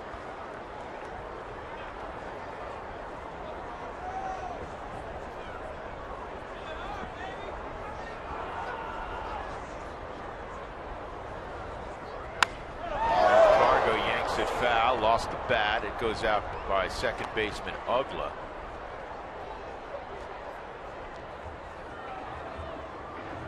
Go get another piece of lumber.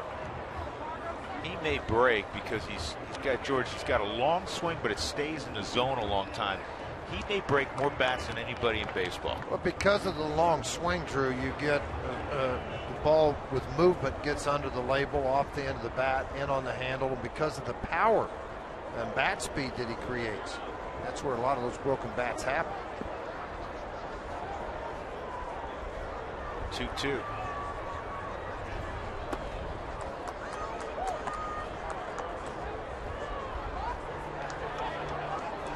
One out in a 3-3 game in the fifth inning. 87 pitches, by the way, from Tim Hudson.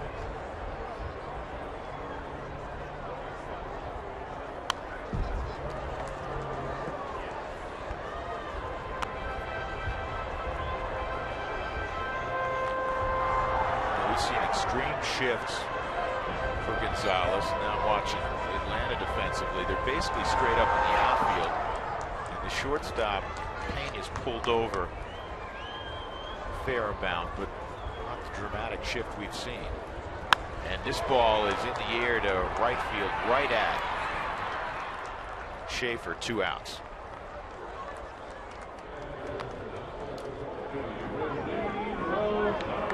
Is that Stout up there taking those pictures with the camera? Because he's the only one that wanders around all over the place. Or is that Crash? Who's up there? That's Crash. Wave, Crash. Say hi to everybody.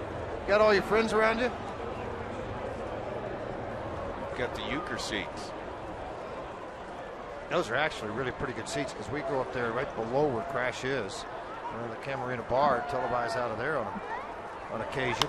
Pretty good seats. Towering pop up to left. Justin Upton will make the catch. Tim Hudson rolls on. We go to the 6th inning. The Rockies and Braves tied at 3.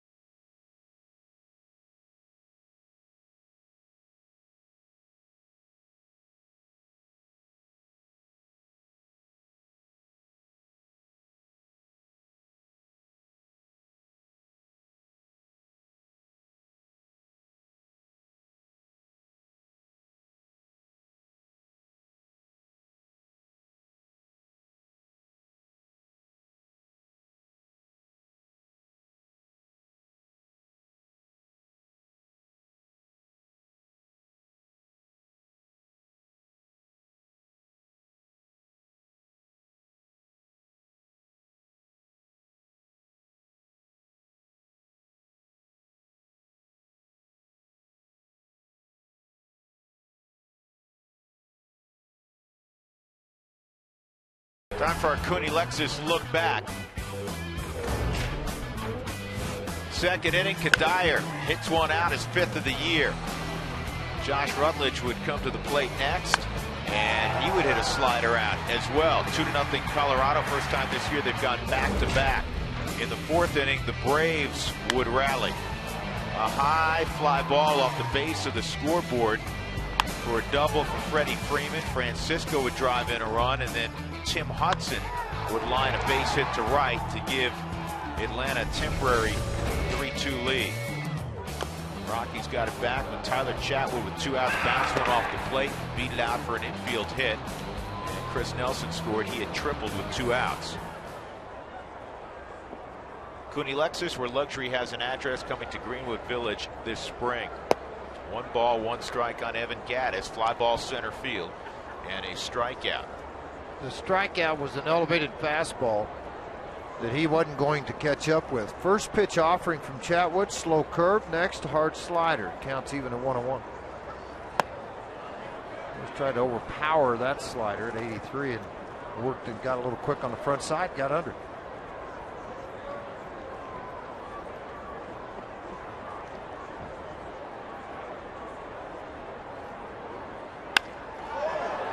Center field, well struck. Dexter's not going to be able to get there. It's going to take 1 hop and kiss off the wall, and Evan Gaddis has a leadoff double.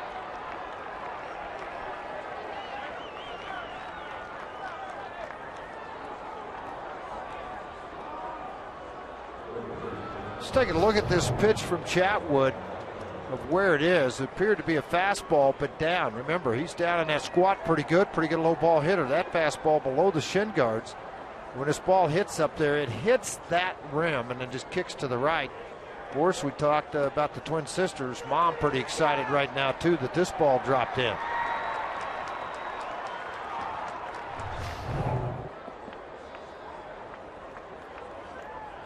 Juan Francisco, 1 for 2, an RBI single in the 4th.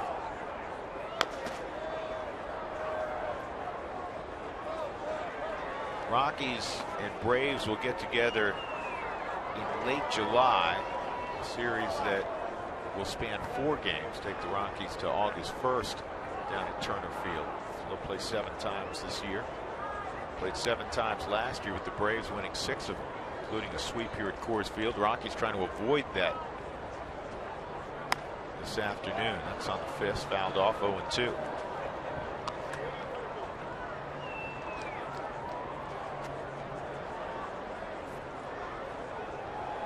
The right-hander Guerin is warming up for them with the anticipation if they get to the pitcher spot.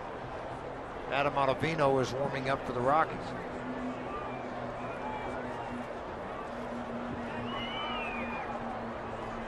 Got him. It's a big strikeout because Francisco did not advance Gaddis the go-ahead run. So there's 1 out. And that'll bring up Dan Ugla, a double and a single this afternoon. You know, it's funny when you said didn't advance the runner. Mike Shaw-Subaru, you'll see this punch out on the breaking ball. I don't know if they want to with their lineup. You know what I mean? They hit everything over the wall. You got all these big bruisers from top to bottom that I don't think they think about hitting the ball to the right side on the ground. I mean, they're thinking about in the gap, drive in, or line drive, base hit, drive him in. They've set a team record for home runs through 20 games. This is a long run for Herrera to get there, and he airmails it into the dugout, out of play. Run will score. Ugla to second. Johnny Herrera threw it a little bit too high for Michael Kadire, and the Braves have a 4-3 lead on the error.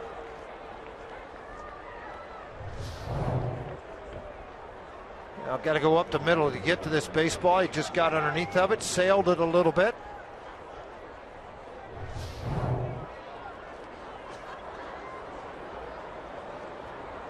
They gave him a base hit on that, and then an E6 allowing the base runners to move up. We got to look at that one more time. I want to see if he would have been out on a good throw. First error on Johnny this year. Jordan Schaefer at the plate. Let's look again. This throw is accurate. See if it's accurate, he's out.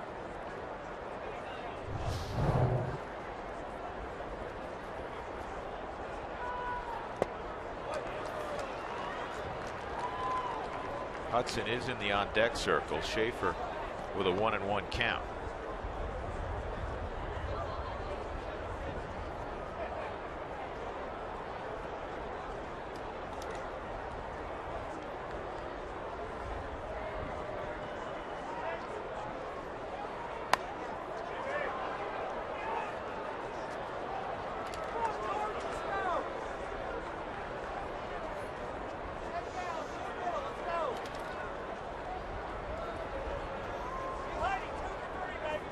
Johnny made only 3 errors all of last year. 2 came in the same game. Very steady with the glove, very accurate arm. 4-3 Atlanta, 1-2.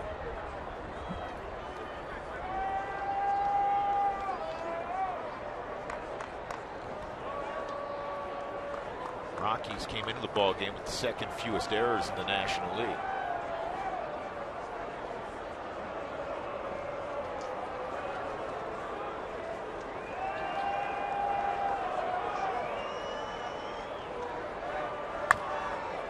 Ball is going to roll through, and Uggla's going to score, and it's going to be 5-3. Boy, that was a costly miscue now. Not only the run scored, but Uggla wouldn't have been standing on second base. Big difference, pitcher up first and third, but unfortunately that's not the case. Runner at first and down by 2.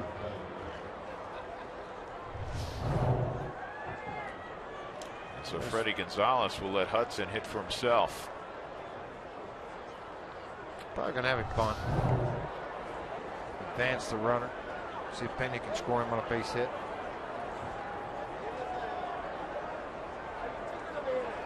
So you got to be careful here, and that's why Chatwood stepped off, because you have a speed guy at first. He had 27 bags last year.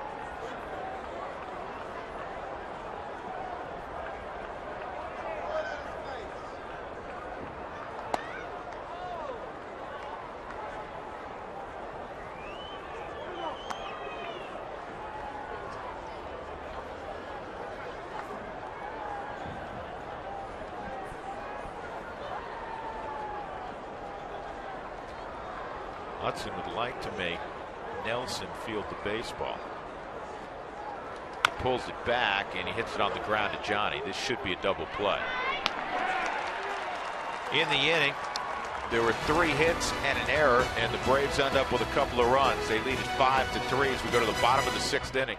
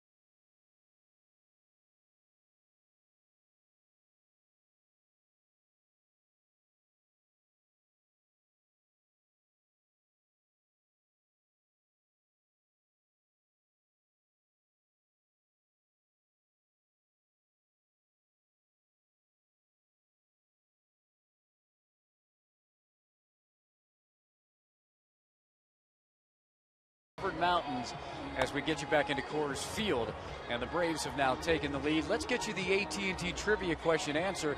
It's about Tim Hudson. He could be winning his 200th game here if he continues on and gets the victory. There are 2 active pitchers with 200 wins. Drew and George were talking about Hudson compared to Roy Halladay.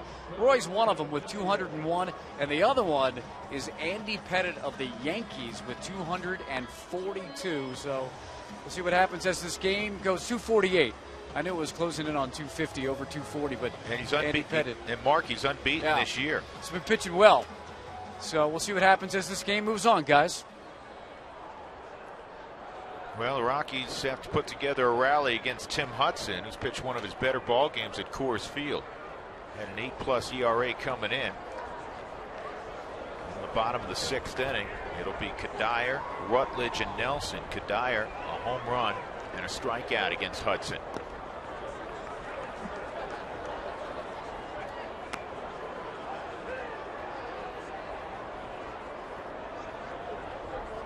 Avalon is the guy warming up in the bullpen for the Braves right now, the left-hander.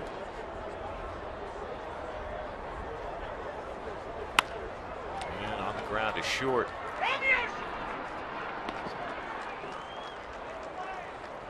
Pena throws at Kadire. That'll bring up Rutledge. If you have auto glass damage, call Safelight Auto Glass 303-287-5000 online at safelight.com.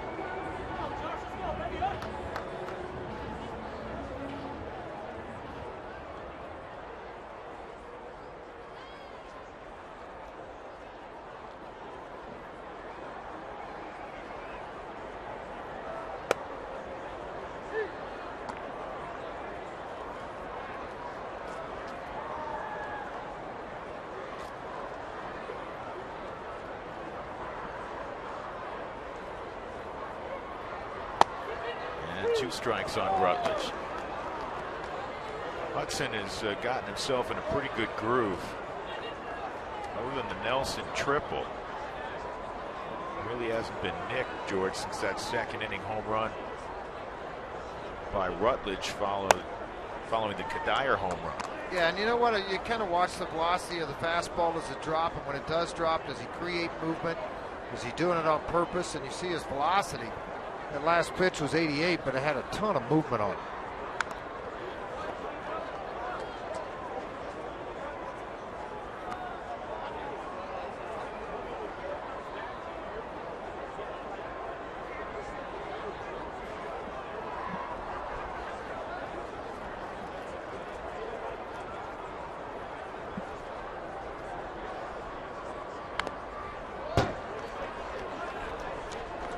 Game of what is supposed to be a 10-game homestand, a 9-game homestand. The reason all that snow, which is about as high as the bus, it's a good portion of the snow, and it goes for many feet in either direction that they carted out of the stadium. Remember, there was about 9-10 inches on the field after the first snowstorm, and about 4 after the last one. 2-2 on Rutledge.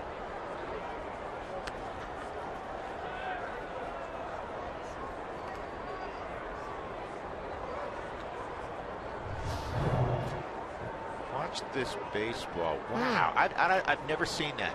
He we say tear the cover off the ball. He did. He did it. Would have never seen it without Mike Shaw, Subaru Supermo. I've never seen that before. Have you ever seen that? No. The cupped end on a bat. It's like a razor blade. It's very sharp on the end of the bat. And guys cup those to help balance the weight of the bat. And obviously caught it right in that area of the cup.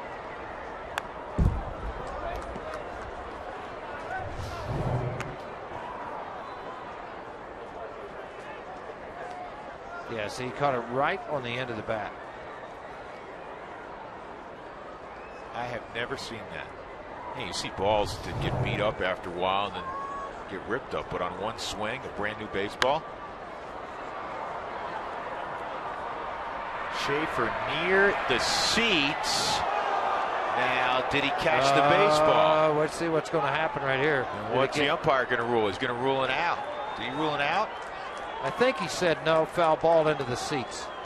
Well, he had the hand up with the fist closed, I thought. Finger point, and Freddie's got a legitimate argument. You know what? Okay, he did not indicate out because otherwise Freddie wouldn't be running down there.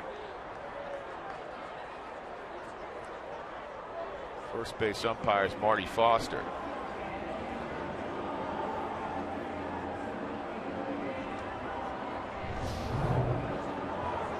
Schaefer's going over, checking the distance of how far he has to go, and that's when all the guys came out in front of him. Once you reach in there, there can't be fan interference. Yeah, and you know what? Yeah, if they come across that barrier, they'll get on the other side of the wall and get in front of it to prevent you from catching the baseball. That hit leather. It got tipped into his glove. Yep.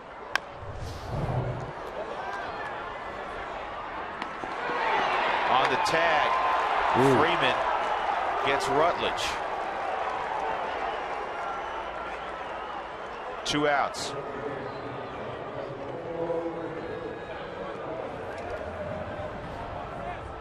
Hey, when the Yankees come to town, there will be 15,000 fans that are going to be happy.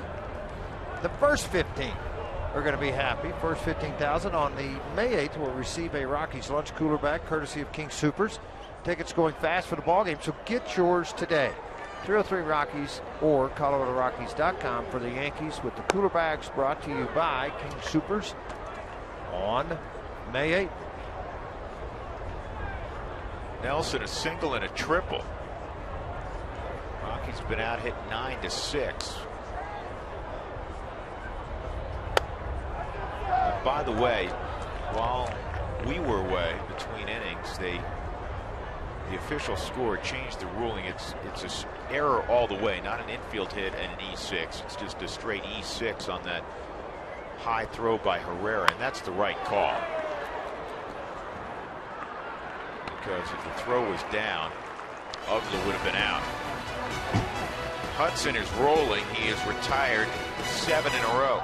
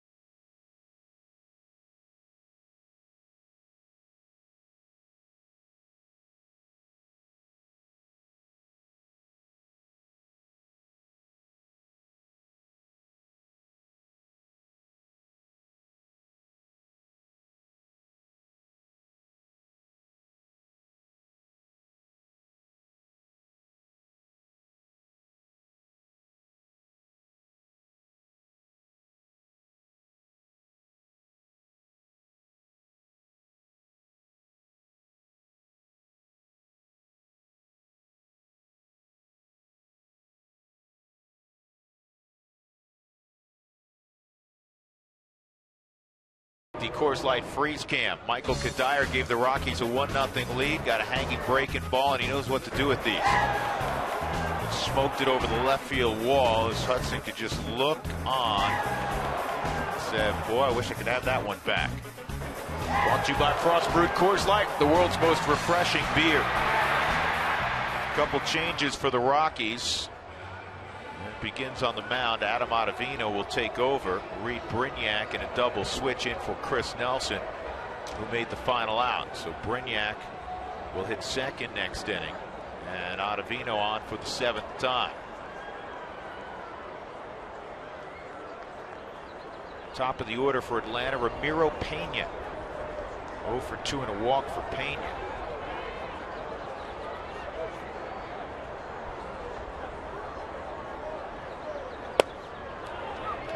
Strike one on Ramiro, is a native of Monterrey, Mexico. Briefly up with the Yankees last year, almost the entire year at AAA Scranton Wilkes-Barre, and that had been a story in the Yankees organization the last few years. He had more opportunity had he been there this year with all of the injuries the Yankees have suffered.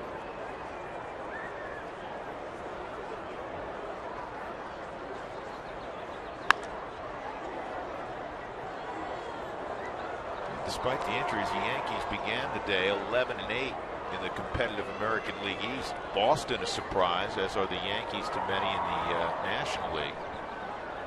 Boston at 13-7.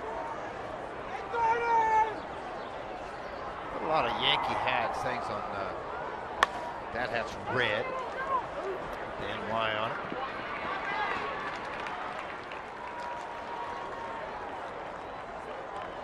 She's got it all hooked up, doesn't she?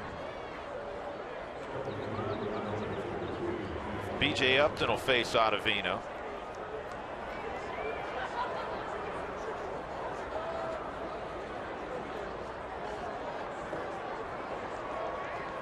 Chatwood goes 6 innings, gives up 5 runs, 4 earned, and the 9 hits.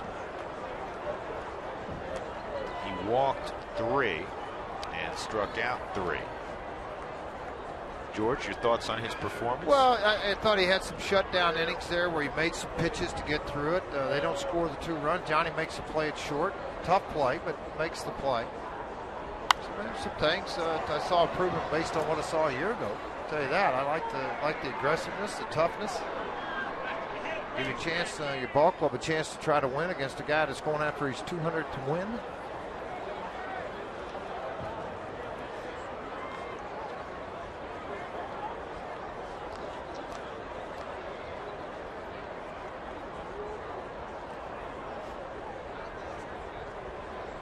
Two on BJ. 1-2.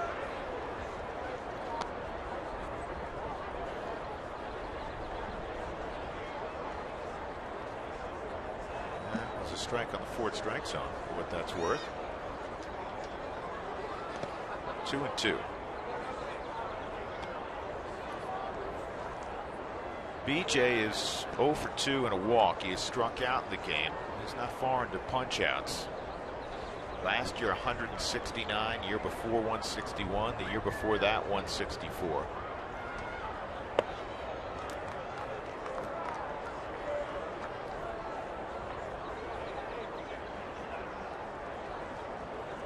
When he originally came up, he was a shortstop.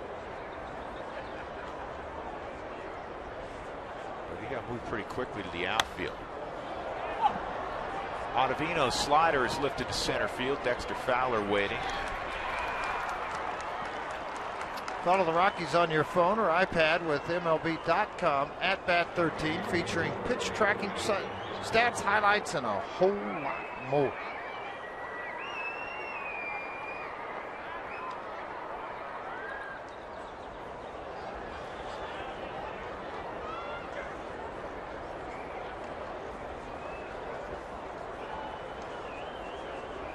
Loving media guides, George, where they list your weight at what you signed at pretty much. So Justin Upton's listed at 6'2", 205. He hasn't seen 205 not for a while in a long time. No, and I don't mean that. It's not that. No, he's a strong man. He just, you know, he's a 225, 230 pound guy, well put together. I know. I weighed 165 pounds for like 10 years. I was a pleasantly plump 200. Parker, I know what you looked like at that age. Just looking at Parker. Yeah, I mean, he, you know, they listed him. Some sites still have him 159 pounds. He's actually 185, but that's all right. They're not the one with the food bill. Well, he eats. He just doesn't gain any weight. Not a lot of it.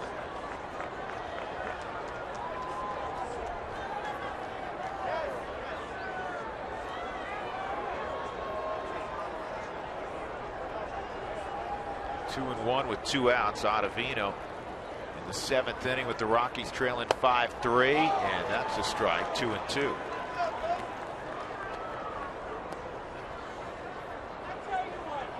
Upton could not have scripted a better start in his new hometown of Atlanta. 11 home runs, leading the big leagues by 4. Here's the 2-2. Swung on and missed. And Ottavino, a strong 7th inning. The Rockies have to come alive with the bats, trailing by a pair of runs on a sunny, cool day at Coors Field.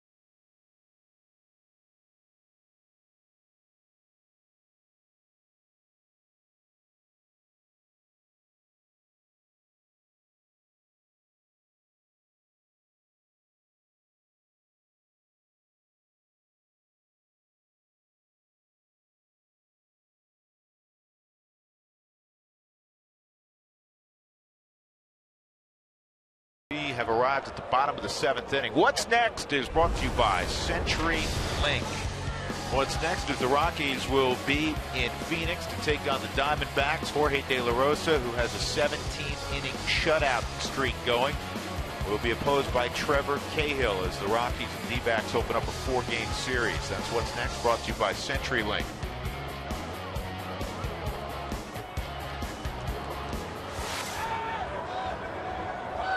Well, Atlanta has gone to the bullpen.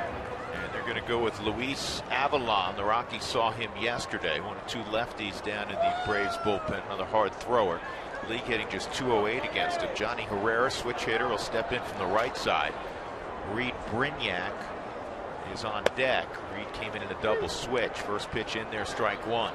And what you'll get is Avalon here in this inning. Then you will probably get O'Flaherty. Then you will get Kimbrel, if things go accordingly and they hold that 5-3 lead. The other day, Avalon, he was quick with his inning of work against the Rockies.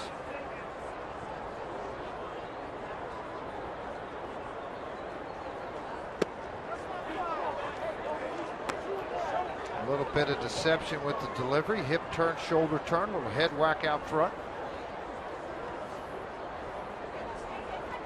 Typically pretty good command. Ball behind Johnny 2-1. He'll foul this ball off to even the count 2-2. Hudson, very effective 6 innings. He gives up 3 runs, 6 hits. 2 of the hits were home runs. A couple of walks. One of those walks was intentionally struck out 3. The Rockies in the first 2 games of this series, the double dip yesterday, they had 18 hits. The problem was 16 of the hits were singles. Not the case with Atlanta. And Johnny lines it to right field for a base hit. So a good start here in the 7th against Avalon.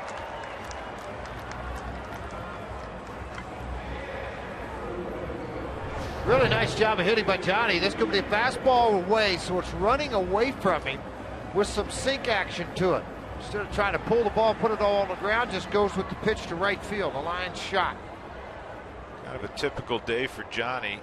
Not typical that he made an error. He rarely does that, but quietly on base 3 times. Couple singles and the intentional walk.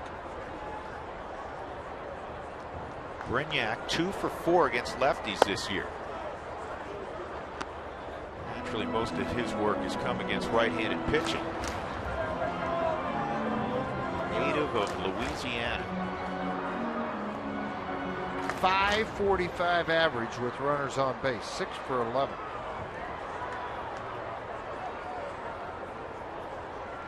And this is lobbed to Ugla, and it's going to be a double play. Bad read by Johnny there. Yeah, they got a freeze on that. He soft line drive. Yeah, he thought it was going to get over his head, and instead of 1 out and a man on first, it turns into an easy double play. And that'll bring up Eric Young Jr.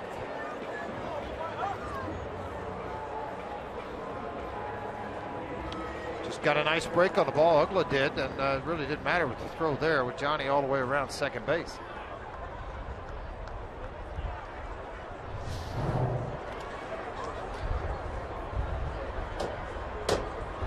Junior is 0 for 3 in the game.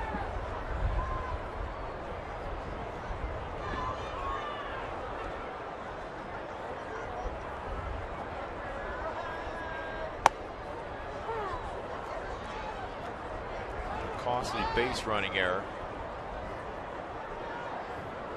Your speed guys coming up. Now the Rockies have their table setters approaching, but they're 2 outs. Here's the 0-1. 2-strike count.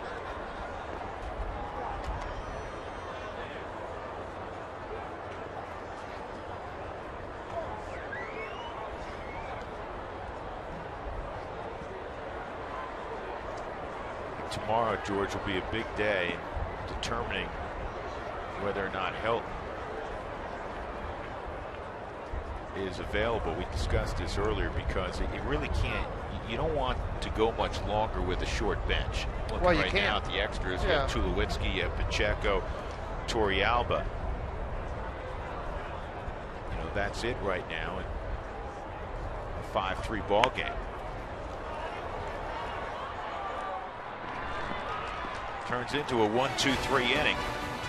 Rockies running out of outs on offense. They're down 5-3. We're going to the 8th.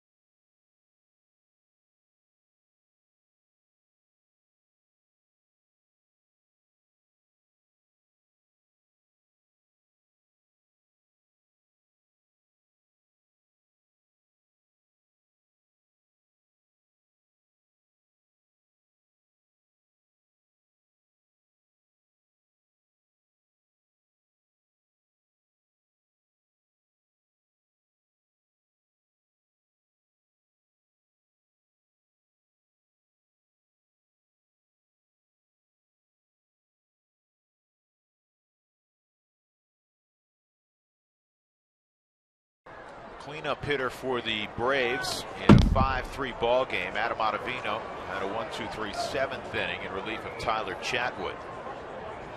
Freeman an RBI double in the 4th inning.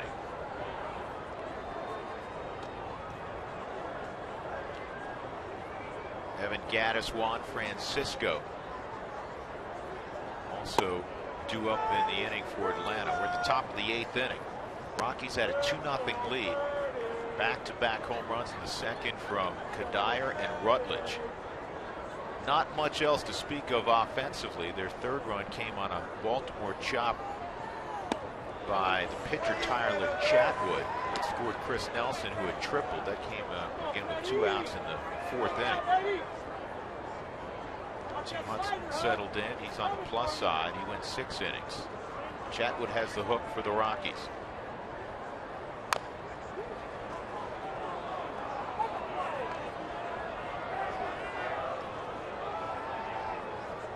Rockies have lost 3 straight. They had that happen earlier this year when they were swept out in San Francisco by the Giants. They're trying to avoid their first 4-game slide of the year. 2-2. And a strikeout of Freeman. Ottavino with a second punch out. Nice job what he's done, similar to Scahill yesterday. Pretty good. Ottavino came out and did the same thing. After watching the Rockies and Diamondbacks on Sunday, stick around for Rockies Weekly. We'll recap the best of the week. We'll talk to the coaching staff. Don't miss Rockies Weekly Sunday after the game.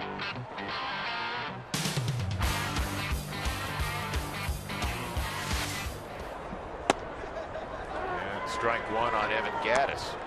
Hard slider. I think that's the pitch that's going to give him a little bit of fits. He's been able to hit the fastball. He's proven that.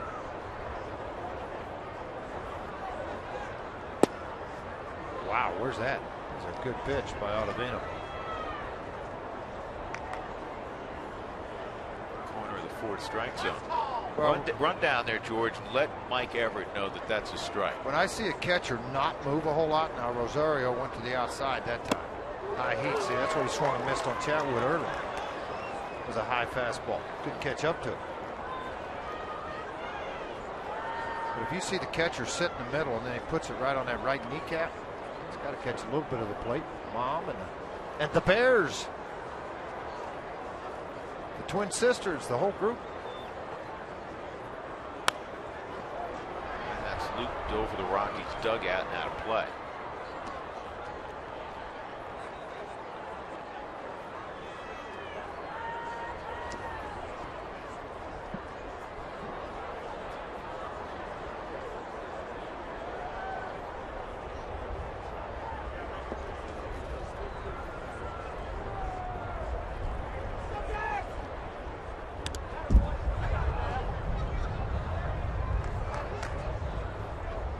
If your automobile glass has been damaged, George, pay attention. Call Safelite Auto Glass, America's vehicle glass experts, 303-287-5000, or go to safelite.com.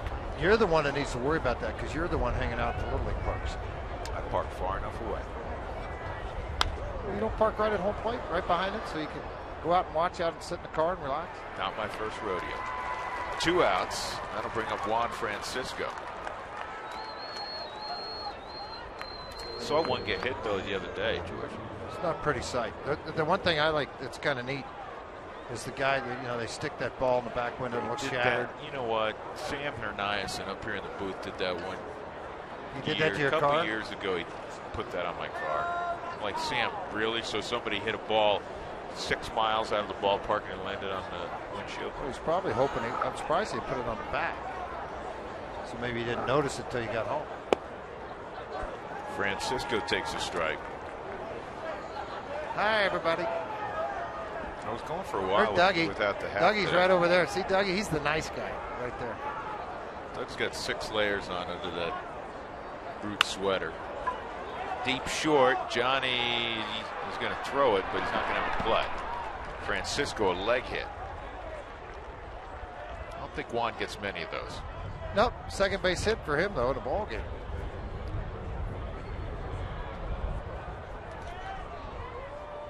A really nice try by Johnny. He's playing back up the middle, then he hits it the other way. He's got to get to his feet in a hurry and then try to skip throw over there. Picked nicely by Kadire, but not in time. Well, they're going to pull Francisco out of the game. And Drelton Simmons, they're going to bring him in defensively anyhow, so he's going to run right now for Francisco. Francisco's done a good job for Freddie Gonzalez. He started him 14 times. He's got hits in 11 of those 14 starts. Ugla takes ball 1.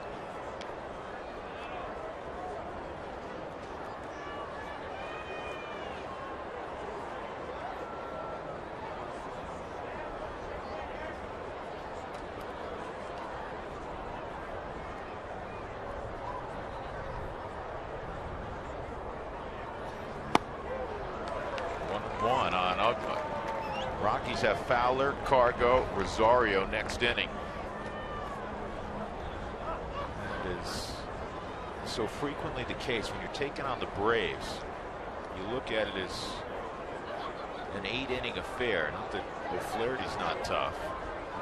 He's kind of taking the place of Johnny Benners right now in the 8th inning. But Kimbrel is as good as it gets right now in the 9th inning. 1-2.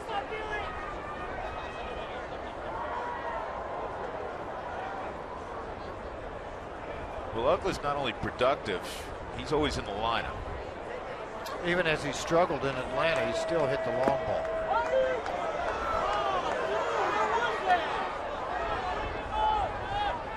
Vino missed with the 94-mile-an-hour fastball, not by a lot. You know, Mike Everett's been pretty consistent, George. He's not calling the edges. Not on the outside corner, that's for sure. Go to the slider here and see if they can get a swing and miss. Must have been a hitter growing up, George. Ball in the dirt. Simmons started a second. Good job. Yeah, Willeen pounded on that and kept when he blocked it, he kept it right around, right in front of him. No advancement. 3-2. Really nice job on this because you want to bury this thing, keep it in front of you. Don't let it ricochet left and right. And it was deep enough back in the strike zone that when it did bounce, it went in front of the plate.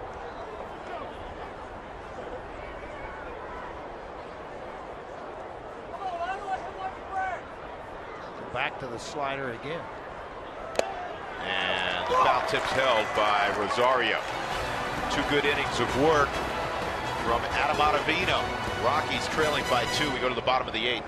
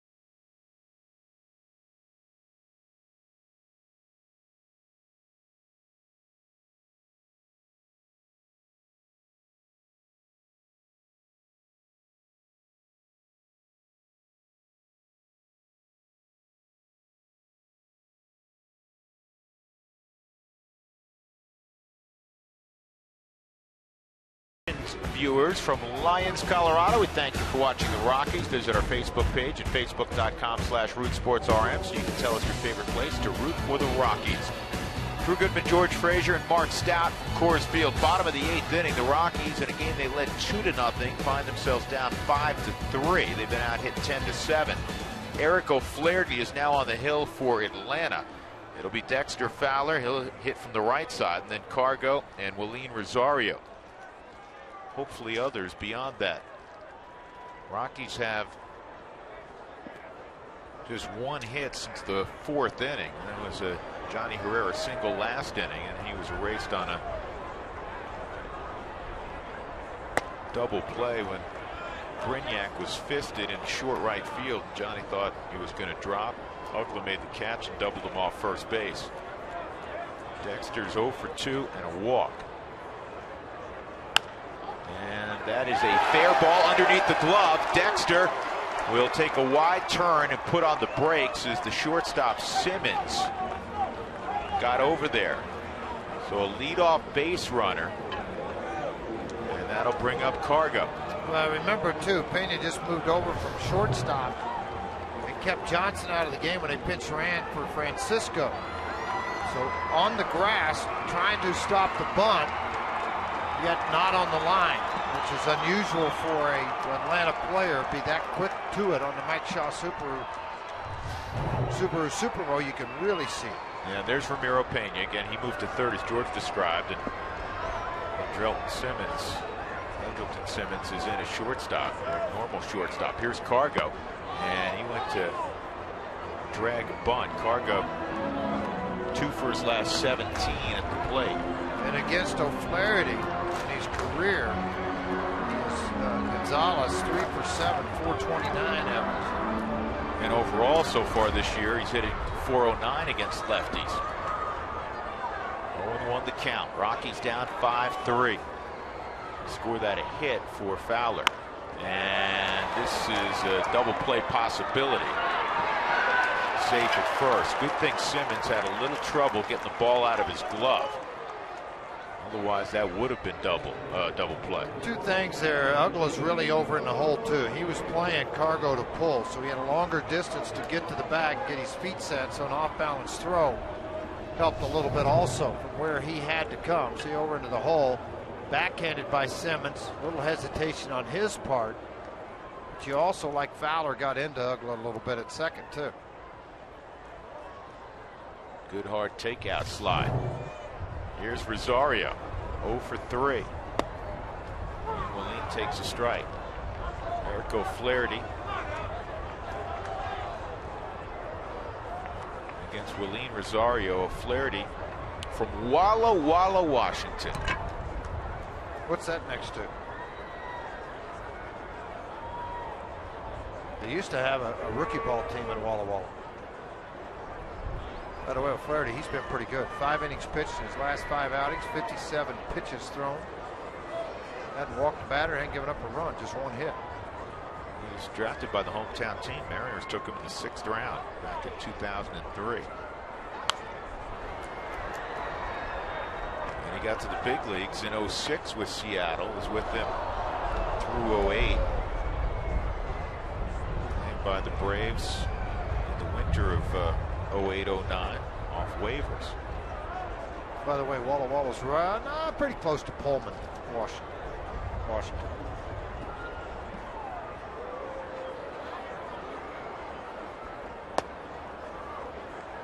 Cargo at first with 1 out.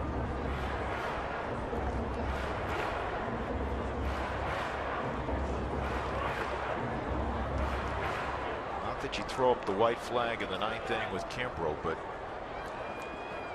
sense of urgency here in the 8th inning. A couple of reasons, not only because of Kimbrough, but you're also in the thick part of your lineup. Kadyr's on deck.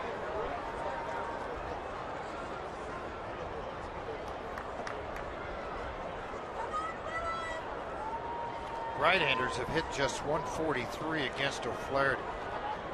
Bring that up, obviously, because of Willeen. This is chopped slowly over the mound. Willeen can run. You're not going to get him. First and second with one out. Another infield hit.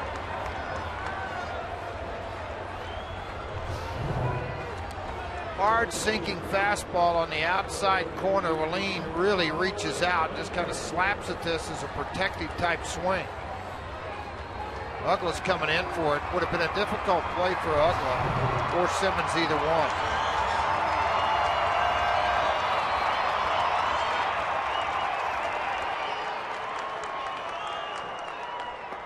Nothing going on whatsoever in the Atlanta bullpen. Here's Kadire, a home run in 3 trips today. And he hits this high in the air to center field. He got underneath it. B.J. Upton's going to make the catch. And Cargo will move up. He'll be first and third, 2 outs, and that'll bring up Rutledge. Who Wants Tacos? Fans, if you'd like to receive text message alerts when the Rockies do score 7 in a game, for the Rockies Taco Special, text the keyword taco to 720-720. Rockies score 7 or more. Taco Bell and Root Sports will donate $250 to the Colorado I Have a Dream Foundation.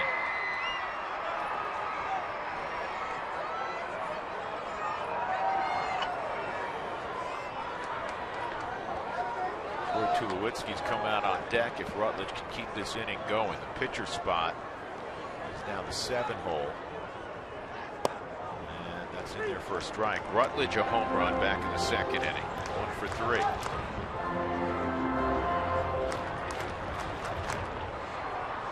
They went fastball in. They're going to try to work the fastball away and sink it. And it's hit right to Uggla, who'll step on the bag himself, and that's all for the Rockies in the 8th. We go to the 9th. It's still a 5-3 game with the Braves in front.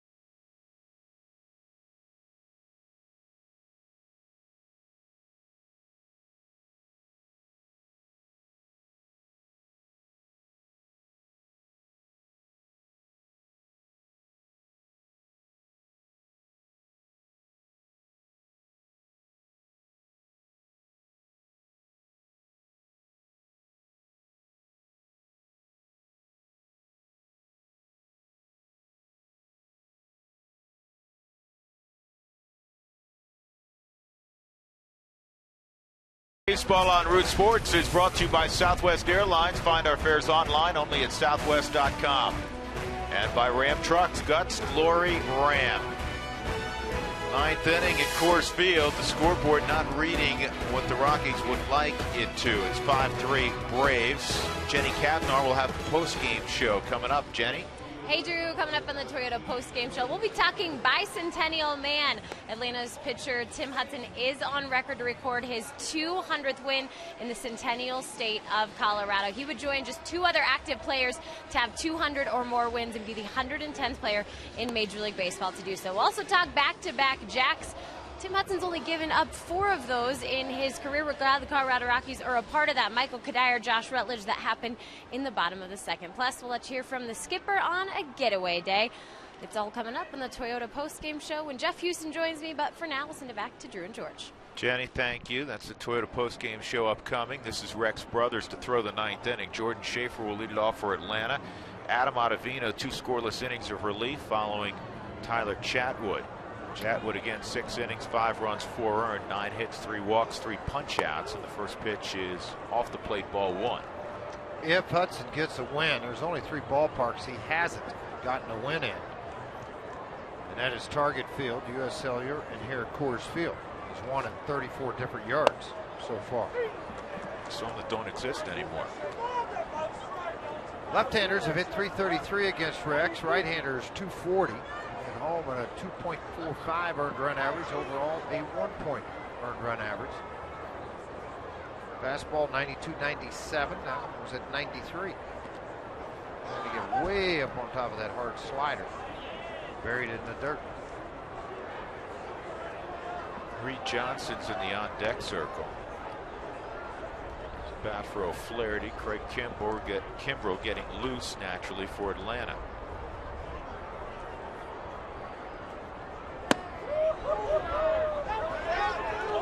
It's 3-1.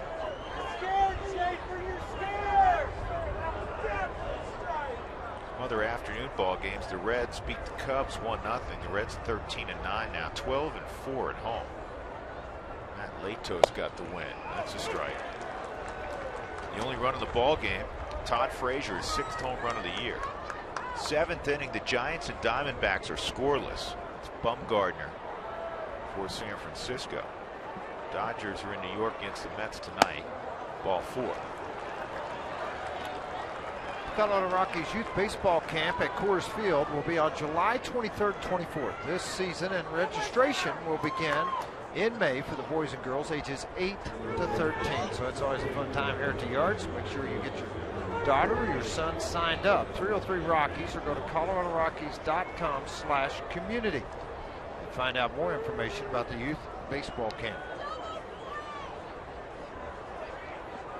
Good speed at the plate, good speed at first base. Reed Johnson pinch hitting.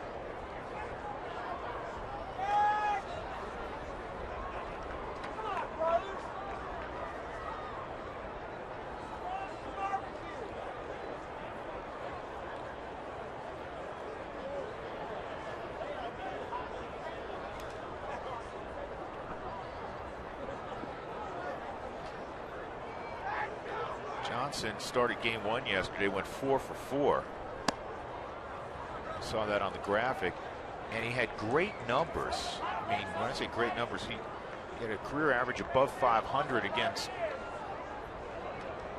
yesterday's game 2 starter for the Rockies, John Garland, but he didn't get the start. It was the guy who was at first base, Jordan Schaefer.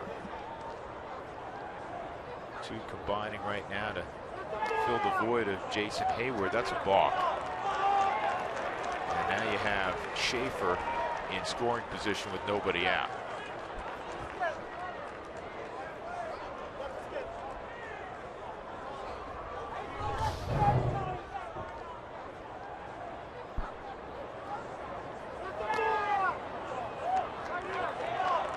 I was watching down here as Walt came out of the dugout to talk to Mike Everett. He put his hand up to stop him to talk about it, because you can't argue a balk. And Mike was trying to tell him, yell it at him, and Walt didn't hear him. He was letting him know why the balk was called.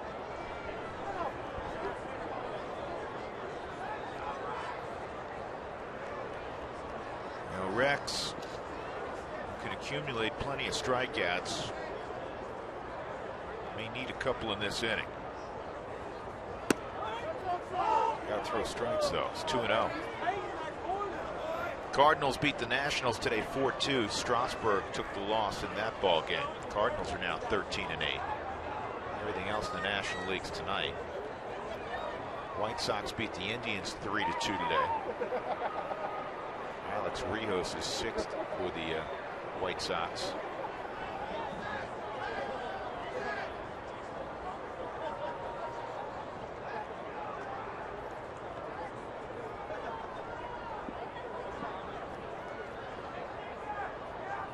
Braves are 15-0 when they hit a home run this year. When they don't hit a home run, they're 0-5.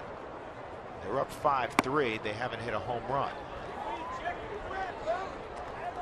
Rex having a tough time finding the strike zone right now. 3-0.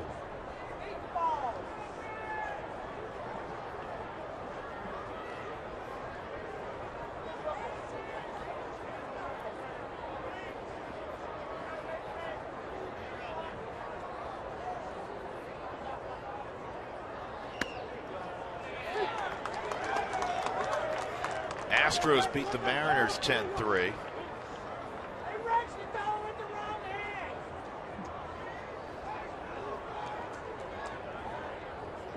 Oakland and Boston tied 3-3 in the 5th inning at Fenway. Runner going, high throw, and Reed Brignac did well to catch that baseball. And Jordan Schaefer swipes third. Yeah, and I mean, you know, you're in a position out there as a base runner who can run a little bit. And you mentioned last year 27 stolen bases for Houston. He got a pretty good jump, a walking jump. But you have a guy on the mound that's struggling to throw strikes right now. So it gave you that chance to take off, try to steal the base. But I'm glad Brignac was over there at 6'4", 6'5". It could jump a little bit to get that ball. Would have been down the left field line. Rockies have to bring the infield in. Rutledge with a good pickup. 1 out.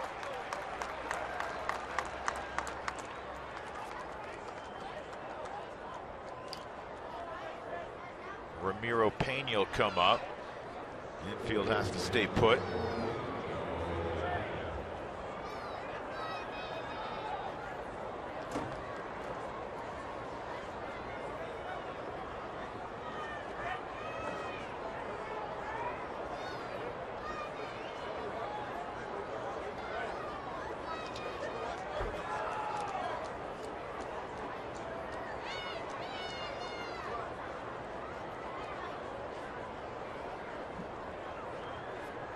Pena is 0 for 3 and a walk. Rockies in the 9th inning will have the pitcher spot. Herrera and Brignac. She's thinking about Tulowitzki. Don't really want to hit him first. Down by at least 2. Or Pacheco probably. Try to get a guy on base. One swing and a home run doesn't help you when it's 5-3. He's going to save that big bat for a later time.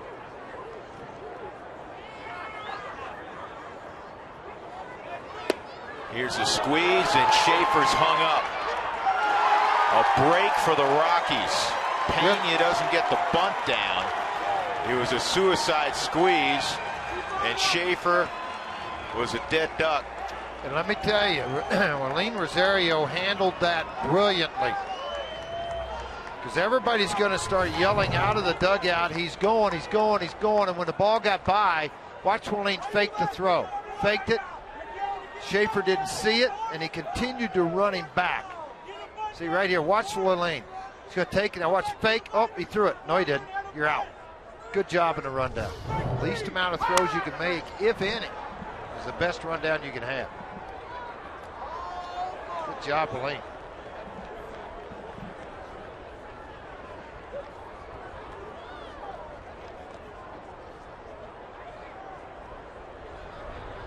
It's going to be a tall enough order for the Rockies against Kimbrel in the 9th. Giving him a 3-run cushion is really unfair.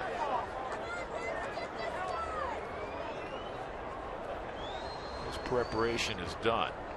Here's the 1-2, and this is lined to left, and it is a foul ball.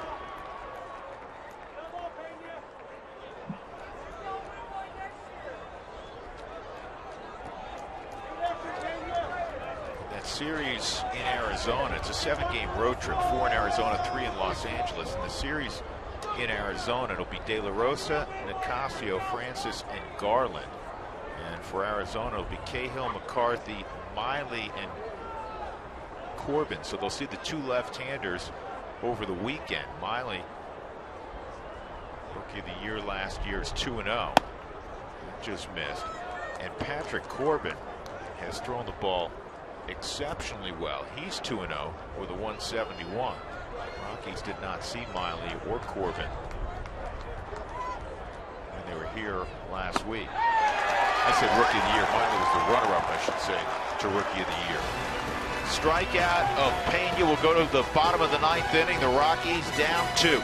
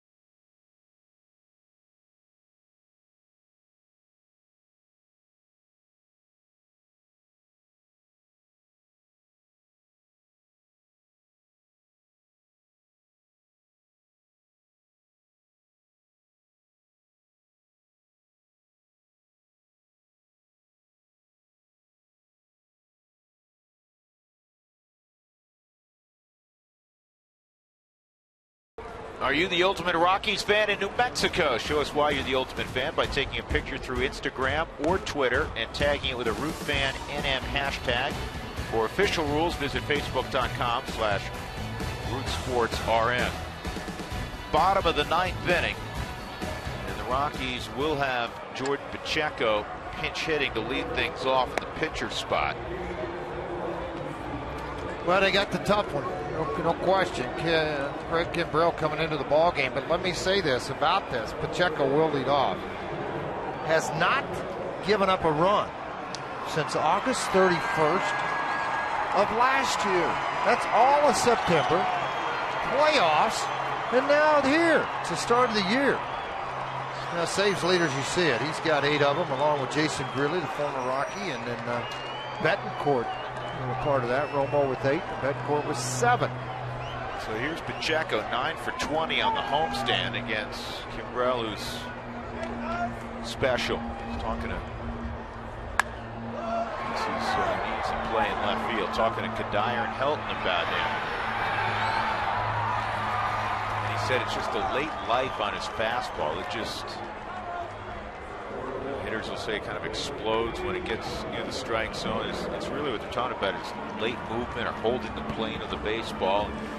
Kadire had good hacks against Kimbrell yesterday, ended up punching out. Yeah, but it's different when it's late life at 95 than it is late life at 88. I mean, it is it gets on you and gets on you quickly. The league last year against Kimbrell hit 126. That's the lowest batting average against a pitcher with a minimum of 60 innings since 1900. He averaged 16.7 strikeouts per 9 innings pitched. That's the highest in the history of the game.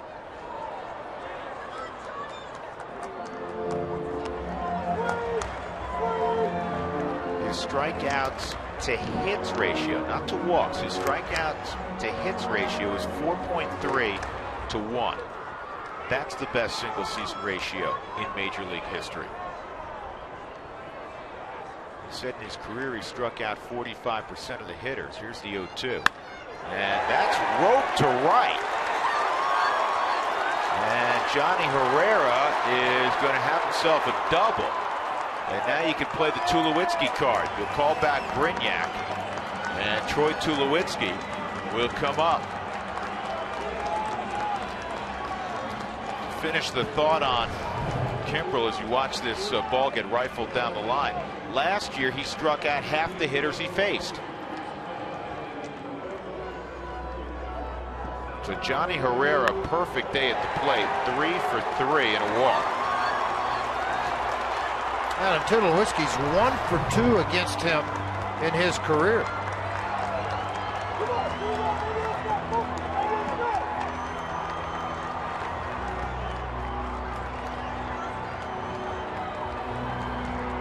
Throwing all these glowing numbers at you about Greg Kimbrell.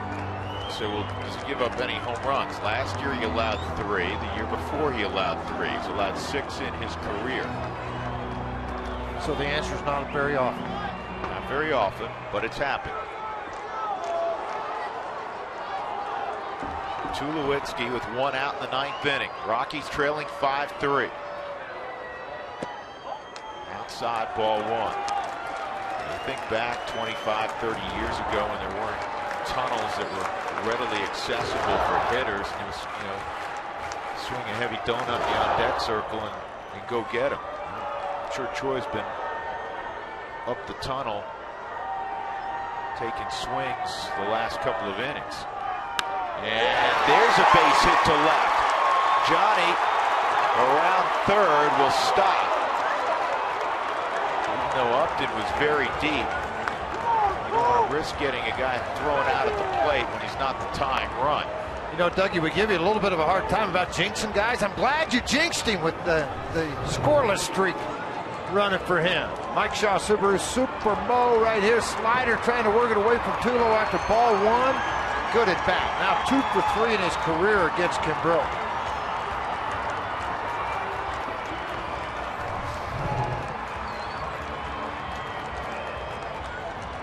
Eric Young Jr. Herrera's at third. He doubled. Tulowitzki at first. 1 out.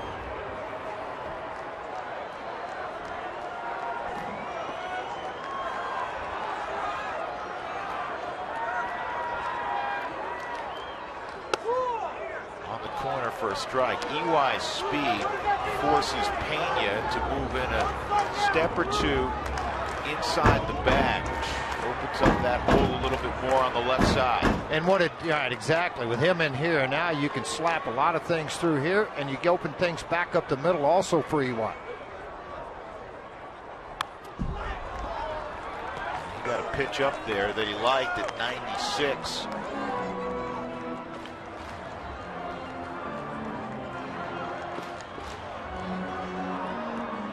For 4 in the game for Junior. Tulo trying to keep those legs loose.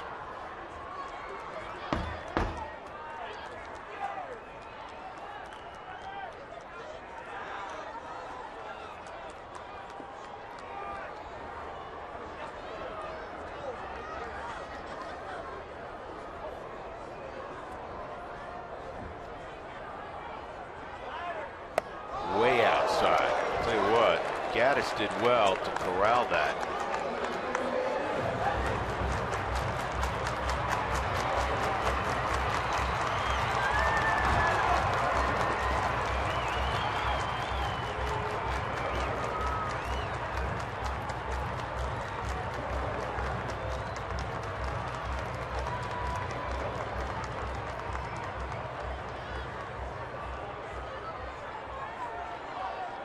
Kimbrel 42 saves last year, despite going 23 ball games in August. The Braves went 23 games without a save opportunity for him. 42 out of 45, so he did kick a few. Rockies trying to make him kick one here at Coors Field. Looking at their outfield as deep as they are. You get one off softly off the bat, you got first and third again.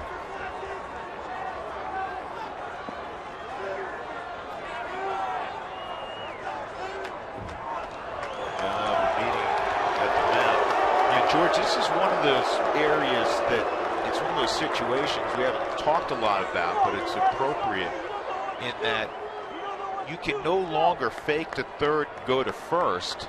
Major League Baseball, they don't often tinker with the rules, but that's no longer in play, which helps out in terms of your lead at first base if you're Troy Tulowitzki. I think what this is about is pitch selection to EY to get the out. Young catcher behind the plate. Elevated heat. Boy, he got after it too. 96 miles an hour. 2 outs. It'll be left to Dexter Fowler. That ball right there, you see it coming in with 2 strikes. You can't lay off of it, but it's so difficult to get on top of that ball and do anything with it.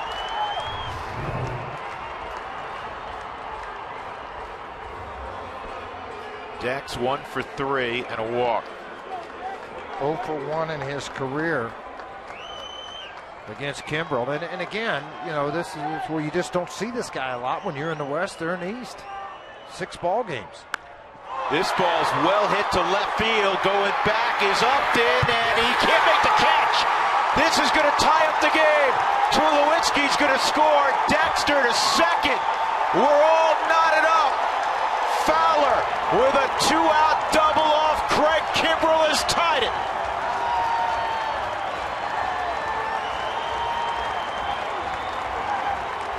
That a baby Dex. Yeah, how about that, huh? Power supplied by the hard-throwing reliever. But then again, I was surprised with Upton. As deep as he was playing, he only had 10 feet to go back on this baseball. And then it was off to the races. Here's the pitch. Fastball low and away. Good job, Dexter. Dropped the hammer on it and drove it to left field. Upton gets turned around twice before he got back on this baseball. You can see him turn around on it. Not a good read off of the bat. I don't think he anticipated this ball being hit that far and just off the end of the glove. And then it was all easy for Tulowitzki to score. Now you got Cargo, who they'll walk, and they'll go after the youngster Rosario. Winning run at second base. giving up his first run since August of last year. Freddie Gonzalez, he probably can't recall the last time he's seen this. And with that one swing by Dexter, it ruined the opportunity for Hudson to get 200 and to get a win at Coors Field this year.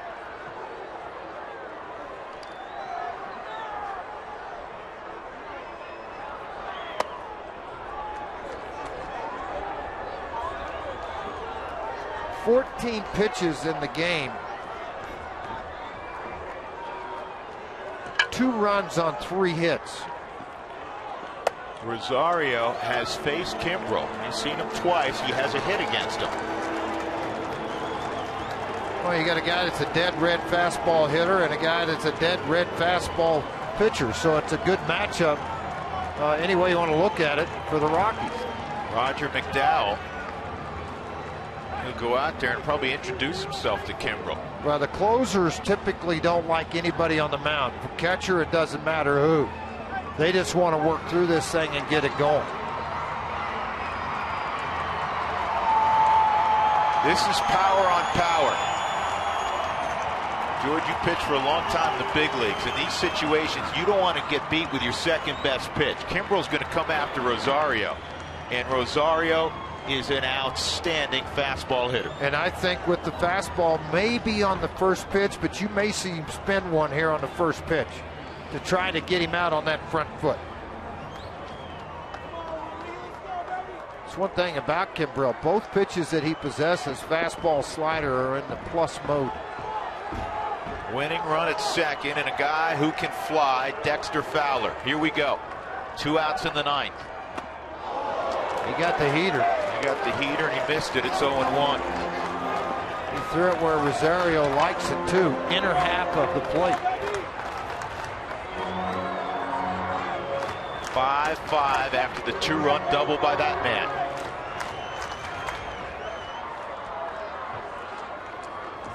That intentional walk, just the 3rd in his career for Kimbrel.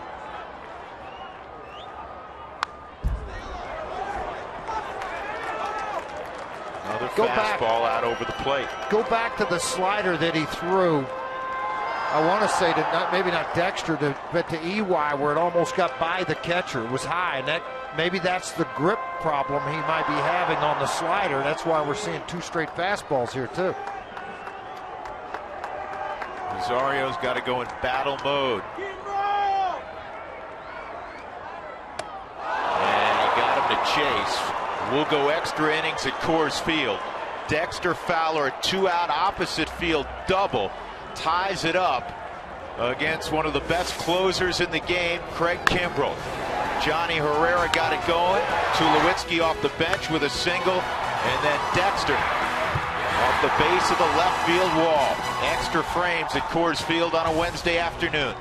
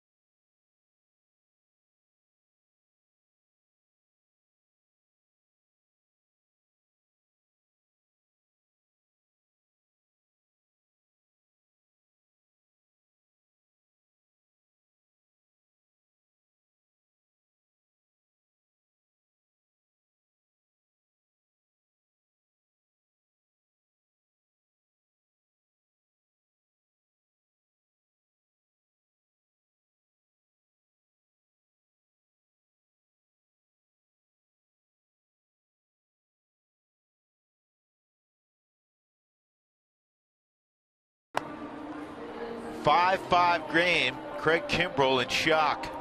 Doesn't happen to him much. Not only blowing a save, but blowing a save in which he had a 2-run cushion. So we go to the top of the 10th inning. The Rockies roll out their closer, Rafael Betancourt. It'll be B.J. Upton, Justin Upton, and Freddie Freeman. Tulowitzki naturally stays in the game at shortstop. Johnny Herrera will bump over to third. This will be the 11th appearance for Rafi. And they've been very good. 10 appearances so far on the season. 5 hits and just 9+ innings. And one thing that jumps out, obviously, is the walks. He just never does that. But you're going to have him pitch here in the top of the 10th. You'd want to see the Rockies make sure keep it tied to hit the bottom of the 10th.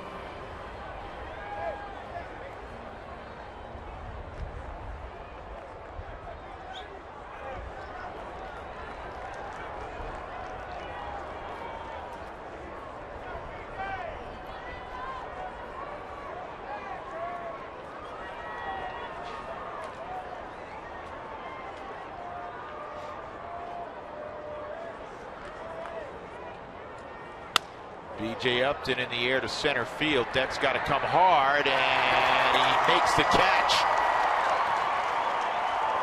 Those are ones, George, where you can really get a false read on. You've described it many times. You got a big, strong guy at the plate, and the trajectory of the ball can fool you. It's off the end of the bat, but you think maybe he got it pretty well. Dex was never fooled. Well, plus you're playing deeper back. I mean, you got to see where you're at defensively, so that's the other side of it. You're playing against doubles right now, and that's where the great speed comes in. Betancourt likes the effort by Fowler. Justin Upton, the home run leader in baseball, at 11. He gets a breaking ball. Justin 2 for 4. 2 singles early in the ball game. Also a 6-4-3 double play in the 5th. And Ottavino struck him out in the 7th. Tip of the cap, by the way, to Adam Ottavino. And he has struggled against Betancourt. 1 for 9 in his career. That's out of play.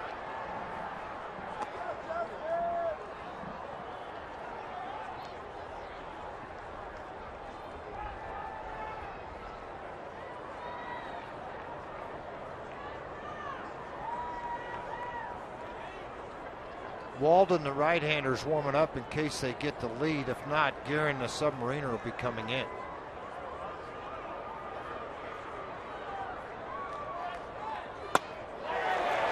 Home run swing, no baseball. It's 1-2.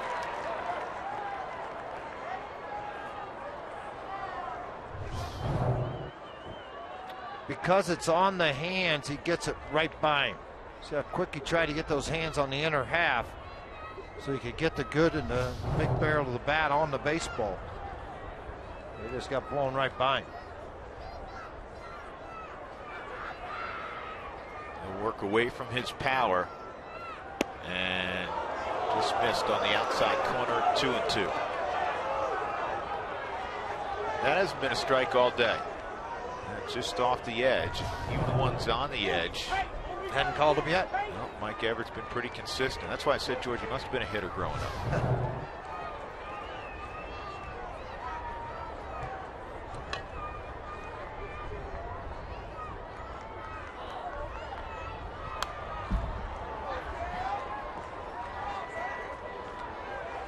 Justin Upton in the best groove of his career. 11 home runs in April. The major league mark is 14.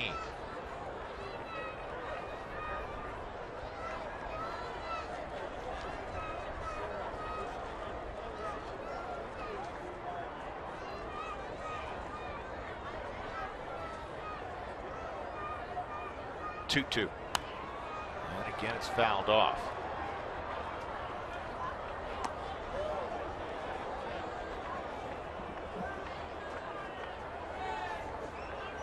Player ever with 10 home runs before his team's 20th game.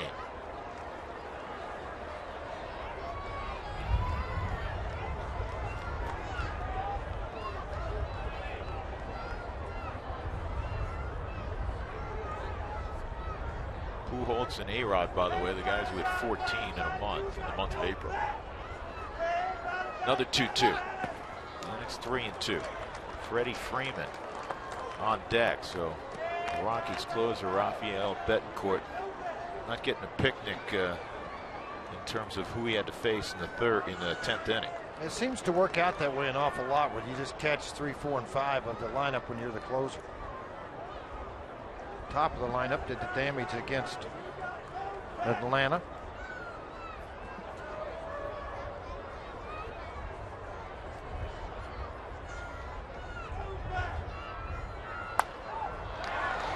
In the air, in short right field, Rutledge with a lot of wind can't make the catch in foul ground. You can tell when an infielder how he's moving his feet, George, how well he sees the baseball, and you can see Rutledge there's running chasing hard all of a sudden. There's running and you feel comfortable, then there's panic running. Yeah. And the wind really took this baseball coming right over that left field corner, and it's an error on Rutledge. Tough one to get, the one to get, his first of the year.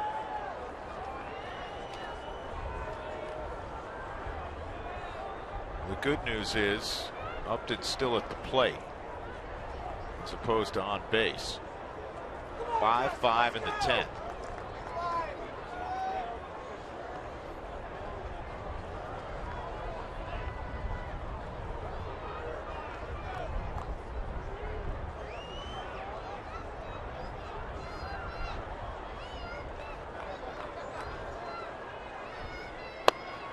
Ball 4. And now you have a guy with speed at first base. And a guy that has hit the ball well off of you, Freddie Freeman, 2 for 2 against Betancourt in his career. So maybe the odds will be in the favor of Betancourt this time. This could be a nice little rollover double play and get to the dugout.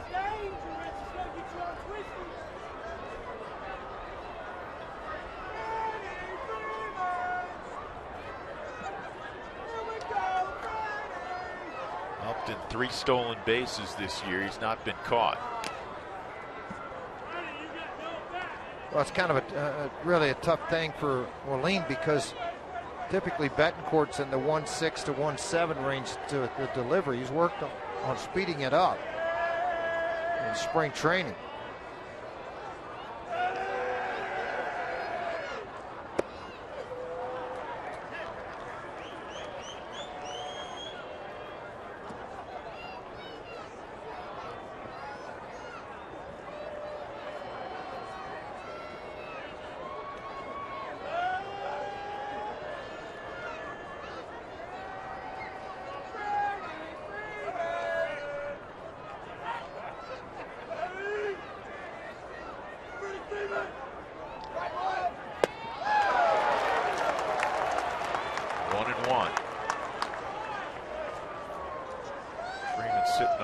Fastball, and he got the curveball.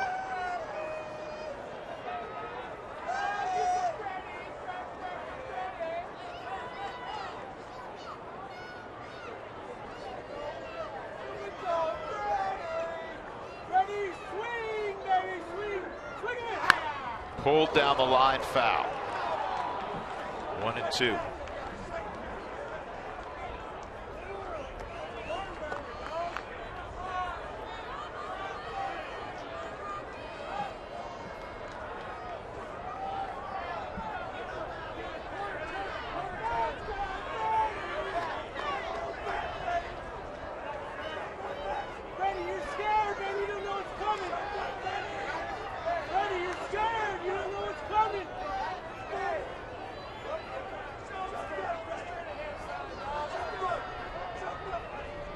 See if Upton's moving here. He's not.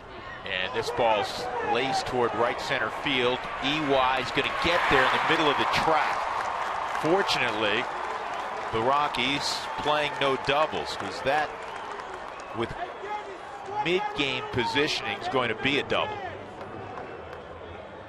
2 outs, and that'll bring up Evan Gaddis.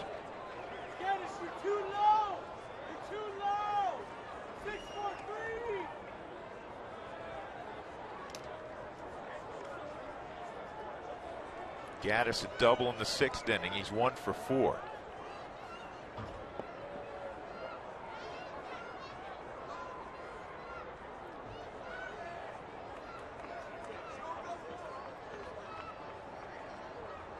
Upton a conservative lead and a strike on Gaddis. Upton 18 bags last year. He had 21 the year before.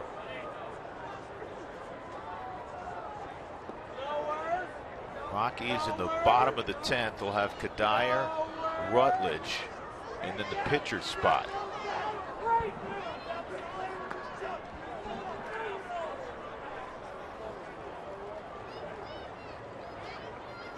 The Rockies only have Torrealba on the bench because Helton is not available. Gaddis, enormous swing, no baseball. It's 0-2. This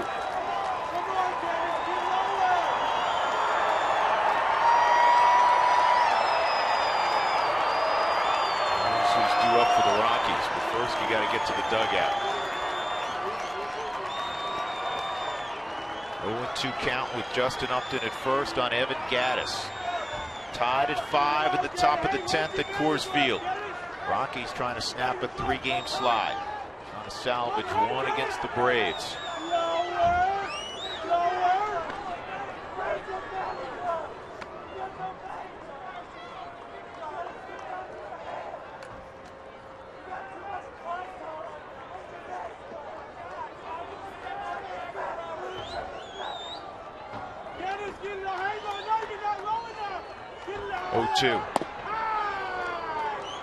Not a bad idea. Elevated fastball. Remember, the couple of strikeouts who got the ball by him was on a high fastball. It gets a little later into the evening, too. You're starting to get the light standard shadow right next to home plate, which can affect your ability to pick up the spin on the baseball. And we're going to go out there again. Fastball away. 0-2.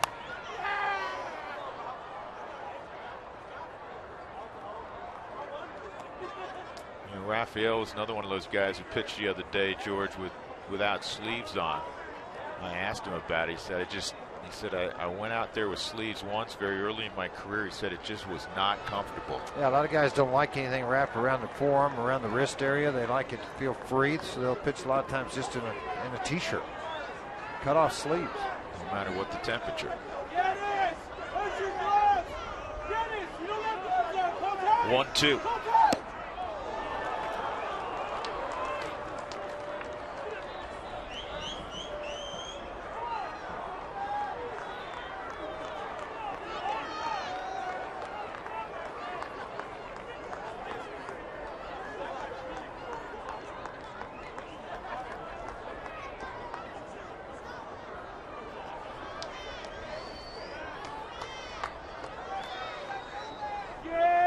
Stretches his lead by about a half a step, not going. And swung on and missed. Raphael Betancourt strikes out Evan Gaddis. And we'll go to the bottom of the 10th inning. The Rockies 5 and the Braves 5. Kadire will lead it off when we come back.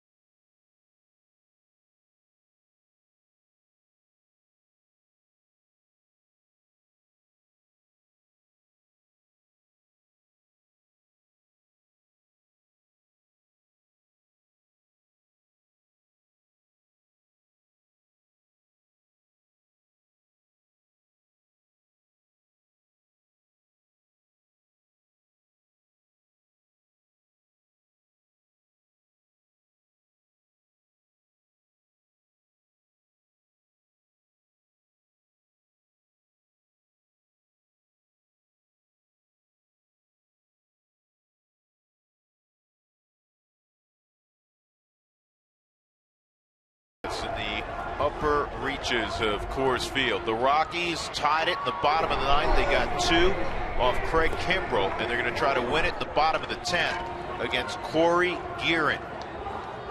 Michael Kadire will lead it off. Josh Rutledge next, and then we'll see the pitcher spots after that. He's been outstanding so far this year. Rocky saw him yesterday. Gearin hasn't given up a run in 10 appearances.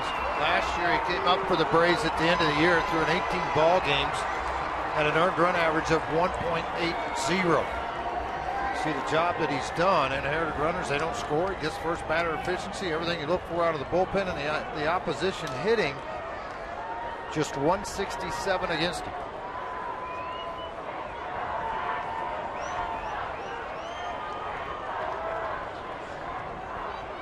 Here we go.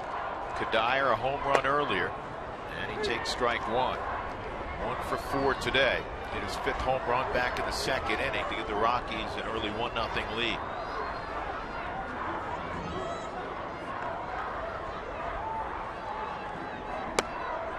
And it's in there. It's 0-2.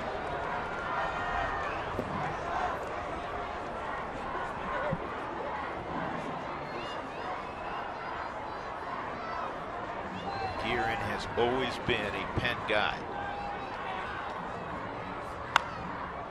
Throughout his minor league career. This is his 7th year in pro ball. 4th round pick in 2007. Made of Chattanooga, Tennessee. Let's go, Cuddy! Come on, baby!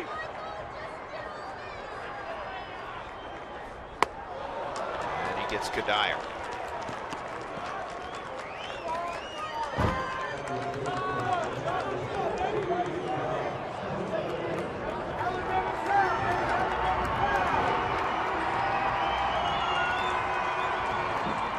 Rutledge, he homered behind Kadire way back in the 2nd inning. Yorvi Torrealba in the on-deck circle. As we said, Todd Helton not available. So Torrealba, the last position player.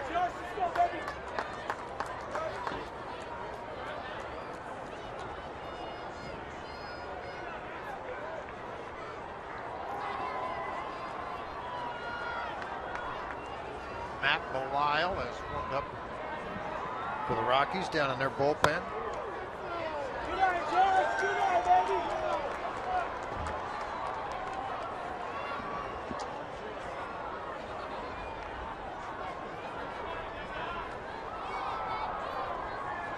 Two 2-0 on Rutledge.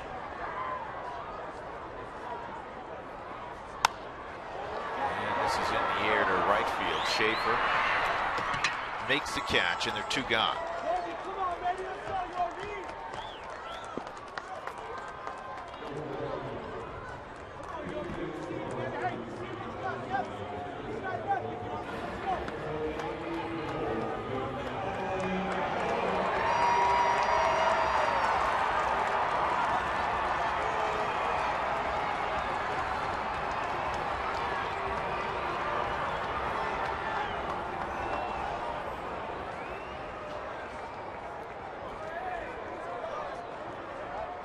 Torrealba with 2 outs and nobody on.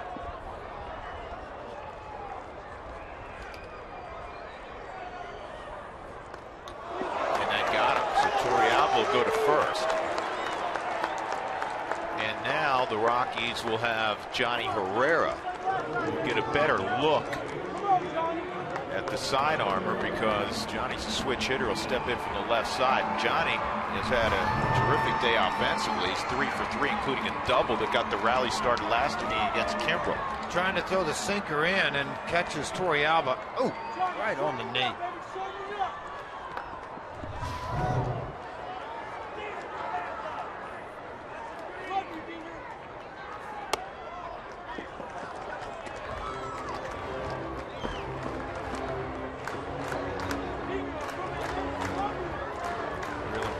Torrealba, who will take a conservative lead initially to get a good secondary lead. As Johnny finds a gap. 2 outs in the 10th. 1-1. Tulowitzki on deck.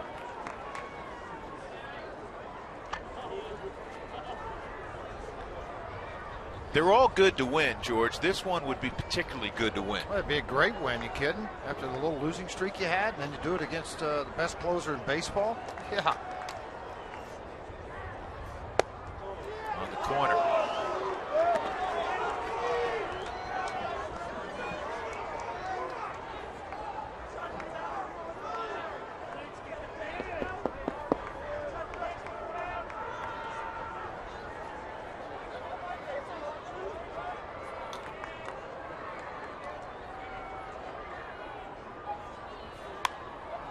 Two fouled off in the warning track. It's grabbed there by Pena. So we'll go to the 11th inning. 5-5, the Rockies and Braves.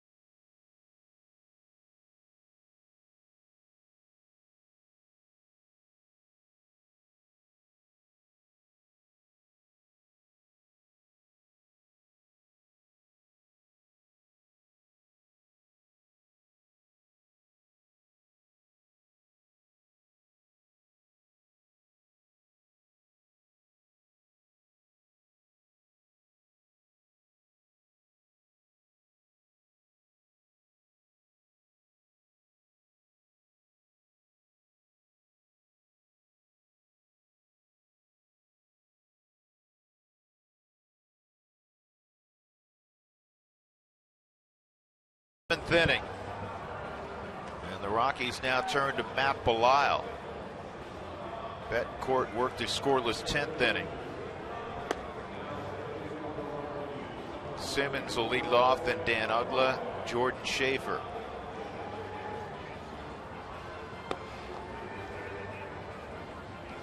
Well, all about getting that first batter out.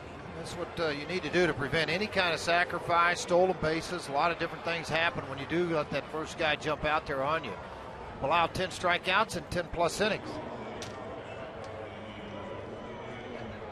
Something must have happened with Eric Young, George, because he's at second. Excuse me. Eric Young's at second. Looking around out there because Torrealba's at first.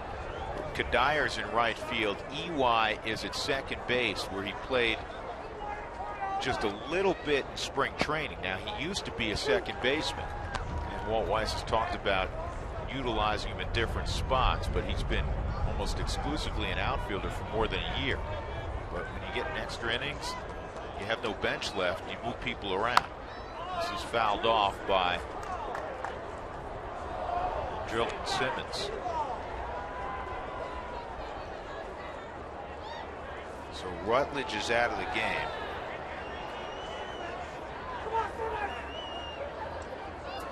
Torrealba's at first. Young at second. Not a lot of experience on that right side playing there. Strike 3 though on Simmons. Belisle has the first out. Attacked it with the fastball, put it right on the outer half, and able to get the strikeout. Hey, my daughter wants her jersey back. Speedy up. That edge got called. The others had not.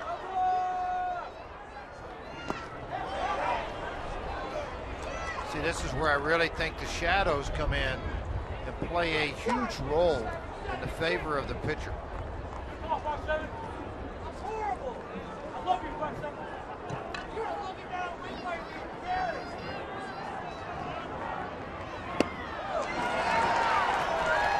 I mean, Two on Uggla. Uggla kind of looked at that like didn't even see it.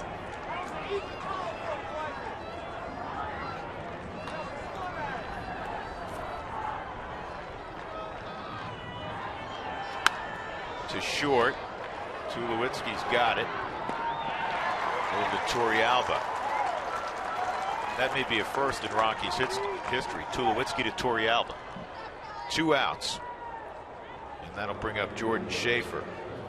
And if you're wondering at home, why did the Rockies keep Torrealba in the game and shuttle around? Because you actually lose one spot in the lineup. The pitcher's going to come up one place earlier with Rutledge coming out. The reason is in case your catcher gets nicked, you've already used if he gets Pacheco. nicked, he'll get next.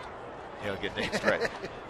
Then you have a second catcher in the game. So if Rosario, for some reason, got hurt, and obviously the catcher is most prone to injury because of the position he plays, you could slide Torrealba back there. It's Pacheco pinch hit in the 9th inning.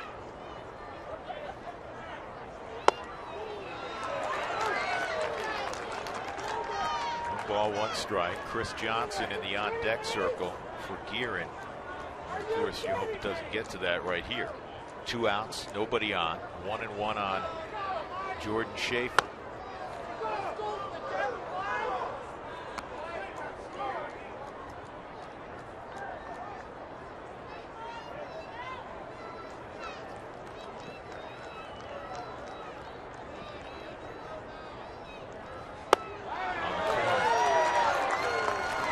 Torrealba last played first base when he was with the Blue Jays last year.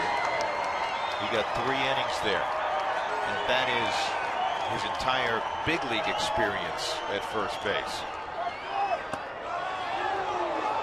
Rosario thought that was strike 3, 3-2. But like a lot of players, George, we've seen Torrealba over at first base taking some ground balls. You see catchers do that at first and third from time to time. They're going to catch the ball on the ground, on the line. Pitching like Belisle right now really doesn't matter. Nope, 2 punch outs in the inning. Nice job, Matt Belisle. Rockies will try to win it in the bottom of the 11th inning. Tulowitzki will lead it off. Eric Young, Dexter Fowler if necessary.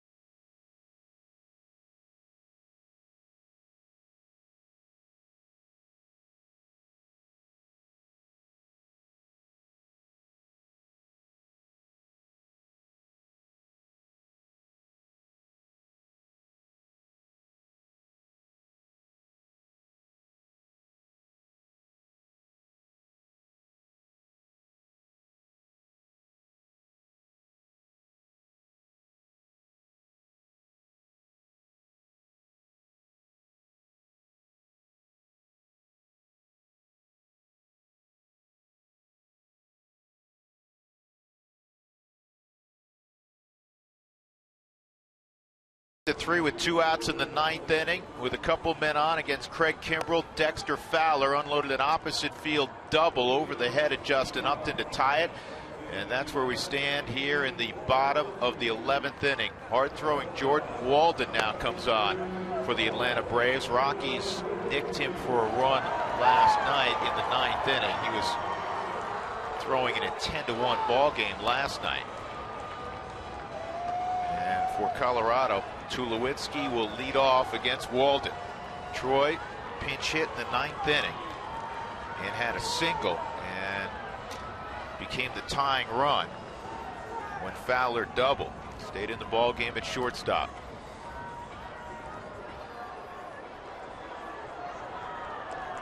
And right now, George, as you accurately described it, is advantage pitcher because the hitter is in that shadow. Very difficult to see the pitch. A lot of guys shaking heads already. Start to look in there. The Rockies have left 9 on. Atlanta has left 6, if you're wondering. The Rockies 1-1 in extra innings. Atlanta 1-0.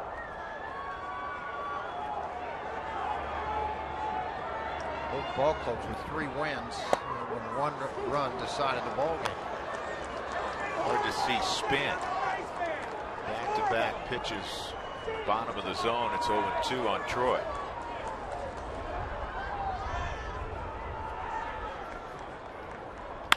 And this is pulled to third. Pena gets Tulowitzki 1 out.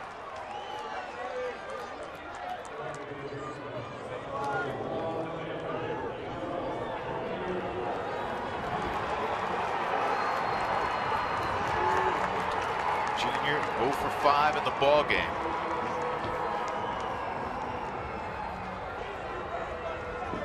Big guy on the mound, George. Junior has the ability to bunt both ways. And what I mean by that is he can bunt up the third baseline. He can also take a bunt with him. Try to bunt toward the second baseman. The thing about Walden, you know, when a lot of guys that are good bunters will let a pitcher decide which way they're going to go. If he falls off first base side, push it up third base side. If he falls off over onto the third base side, go take it with you up the first base line. But he comes at you pretty good. I mean, he stays at it. This ball's well hit right center field by EY, and it is off the wall. And he kicks away from Schaefer. Headed to third is EY. He'll get there easily. Triple for Eric Young. Winning run 90 feet away. The heck with a bunt. Well, and the hero of the game, Dexter Fowler's coming to the plate. I tell you what, EY has smacked some baseballs over this homestand. This one, fortunately, does not find any leather. He's had a lot of deep, long fly balls caught, not this one. Schaefer tried to play it off that wall, but he overran it. The minute it hit the wall, and then he overruns and has to come back to it, EY's like, forget it. I'm heading to third base. That's what speed will do for you, folks. Great hustle. Now the infield's got to come in. Dexter Fowler at the plate.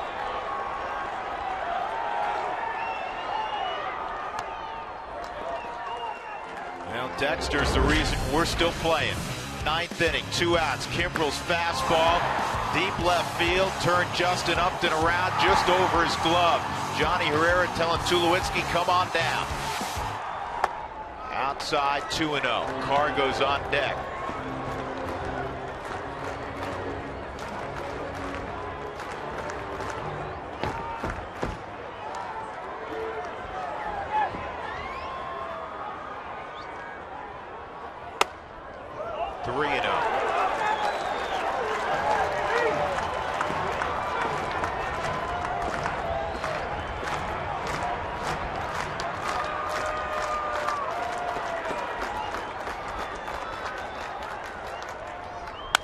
Ground ball toward the hole, and the throw to the plate's going to get EY.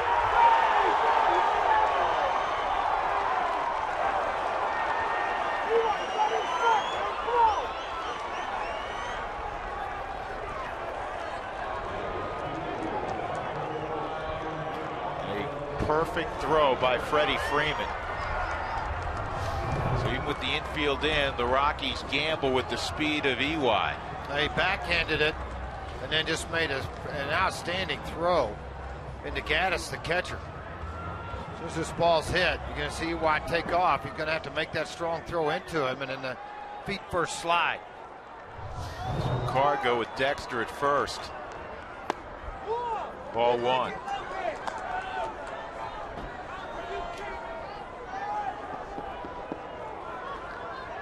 Dex was swinging 3-0.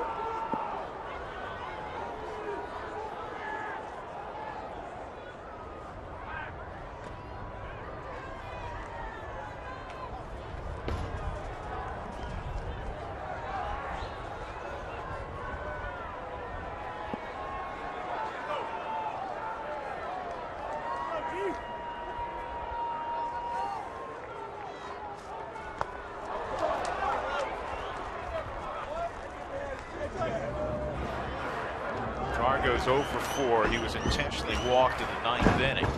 with the score tied at 5.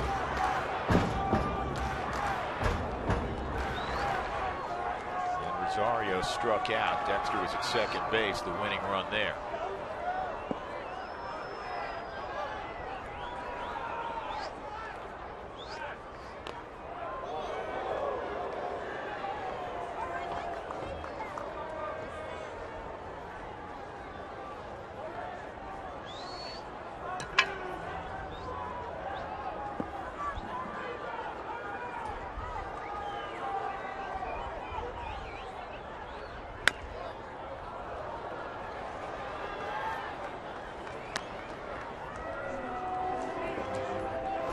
Two strikes on Gonzalez. A piece of the bat splintered when he took that swing, and it hit right off the very end of it. Get an exchange, go back and get another one.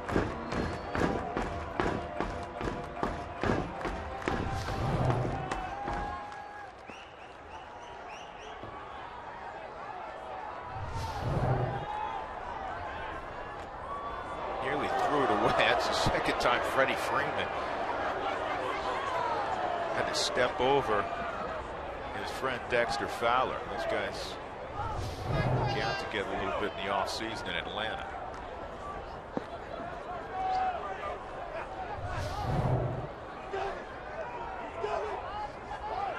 Dex takes off, and it's swung on and missed. The Rockies miss on a golden opportunity, a one-out triple by Eric Young Jr. We play on.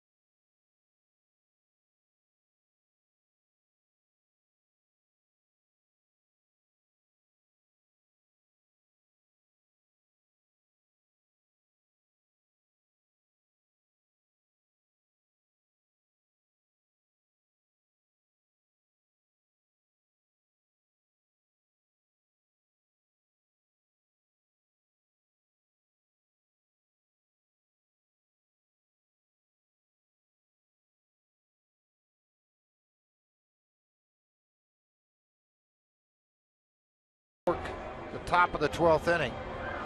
He'll catch Reed Johnson in the top of the order. Pena, Upton, and Freddie Freeman. You hope it doesn't get that far for Matt Belisle and the Rockies. The Rockies with a golden opportunity to be able to make a move. We're unable to do that.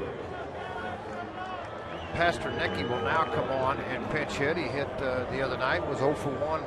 Just recently called up to replace Jason Hayward, who had an emergency appendectomy here in Denver.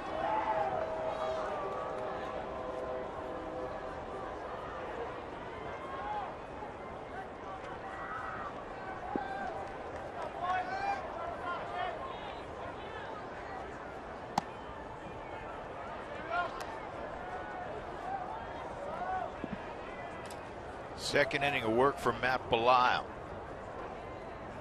And it's 2-0.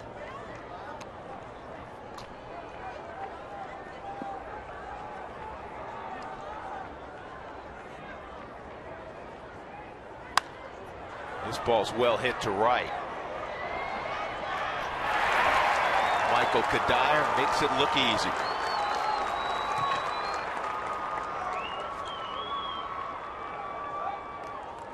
First 4 set down by Belisle. And now the top of the order, Ramiro Pena.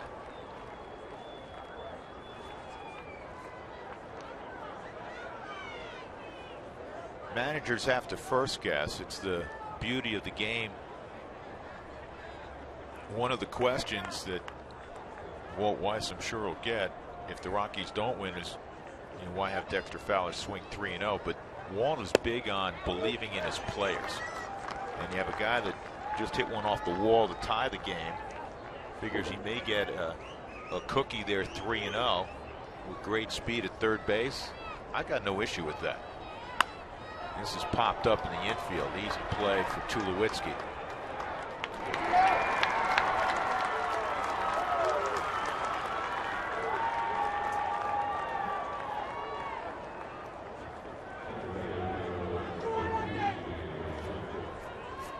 Trying to look down in the Atlanta bullpen. It looks like Ayala, the old veteran, starting to warm up here. He or Rivero, one of the two. 0-1 on B.J. Upton, 0 for 4 on a walk. It is Ayala, number 20 for the Atlanta Braves, the veteran getting loose down in the pen. Rosario will lead off for the Rockies in the bottom of the 12th.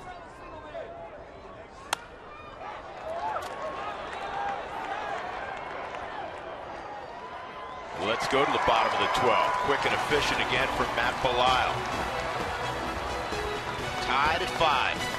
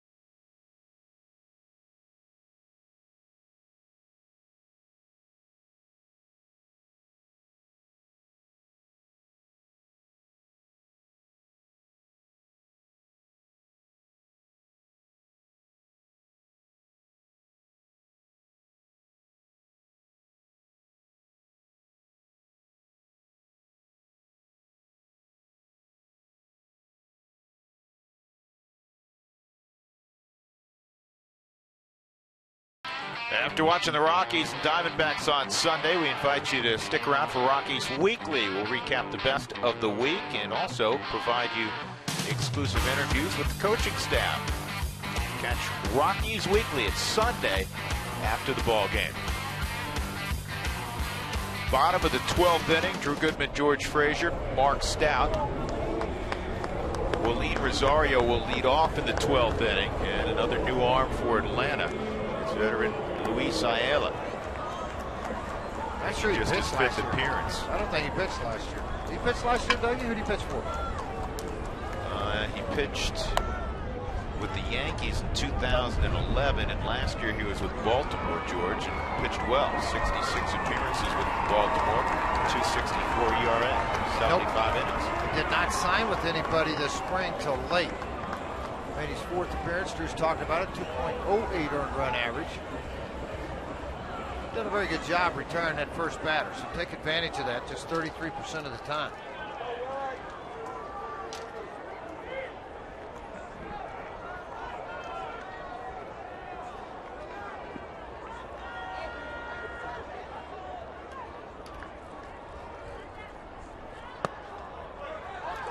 Ball 1 on Waleed. An infield hit back in the 8th inning, 1 for 5.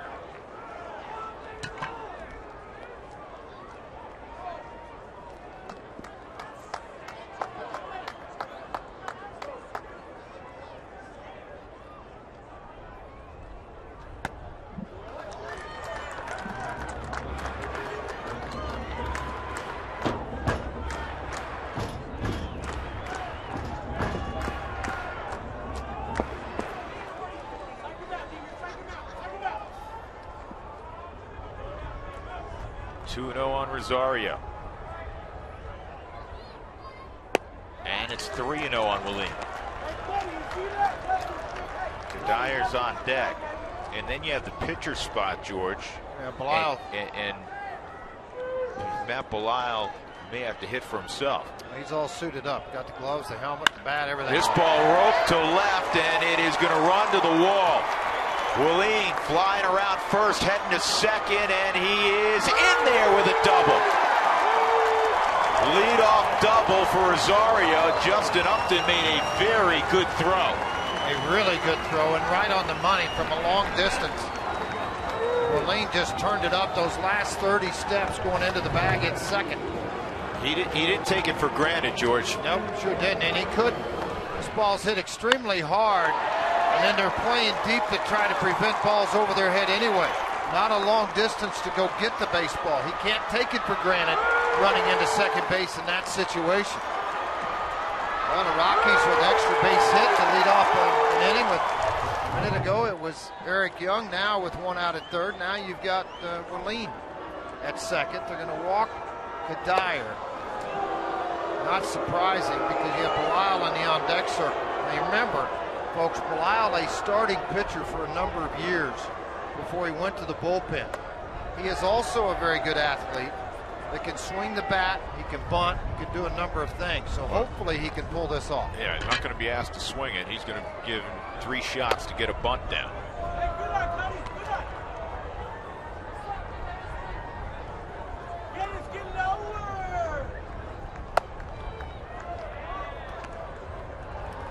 So Dyer goes to first. Rosario at second. Matt Belisle. There's always a number of relievers they have take batting practice, and Matt Belisle is one of them. Lopez is warming up in the Rockies bullpen. Belisle, 18 sacrifice bunts. His last time came in 2011, so he knows what he's doing. And the Rockies have no position players left. Todd Helton not available. Everybody else has been used. And that's 0-1. Come on, Manny, let's go. Get it down, baby. Get it down, 3-4. Torrealba's on deck.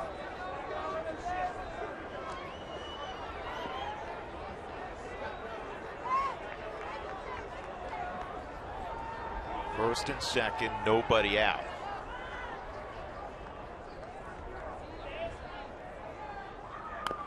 And Belisle gets it down. It's foul ground.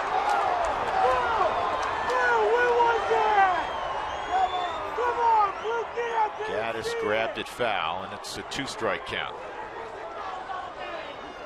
Well, what makes it hard to bunt is Ayala comes from an odd angle, and then he kind of flips it out there at you. And so it's a little difficult to try to really get out and square this thing up way out front because you're going to slide it. And that with a little jab at it. Thought that ball was going to stay in fair territory. Did not. And now, George, in these situations as a pitcher, you try to elevate, don't you? That's what you normally would do. And from his angle, though, he may try to throw a slider away from him.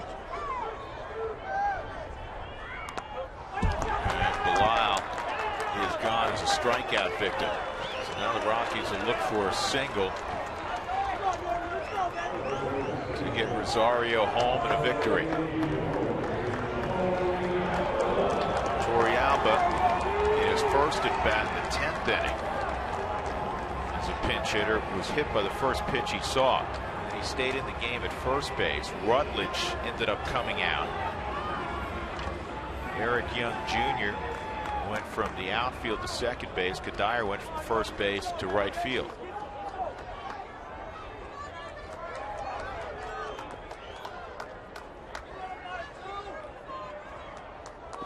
Extra inning games become a war of attrition. And Torrealba off the end of the bat nearly hit Johnny Herrera in the on-deck circle. Yorvi, in his career, particularly with the Rockies, has had a penchant for the clutch hit. He love to produce one right here. 6 years almost since his last walk-off hit. 0-1. Line drive, base hit, and Upton can really throw. They're going to send him. Here's the throw, it's offline. Rockies win it! Yorvie Torrealba coming through. Oh, you gotta love it.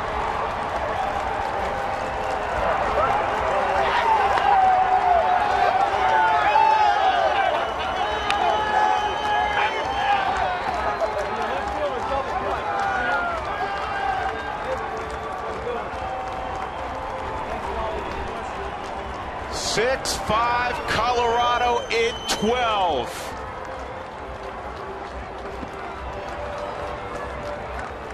It appeared to be a fastball that was up. Torrealba started the bat early.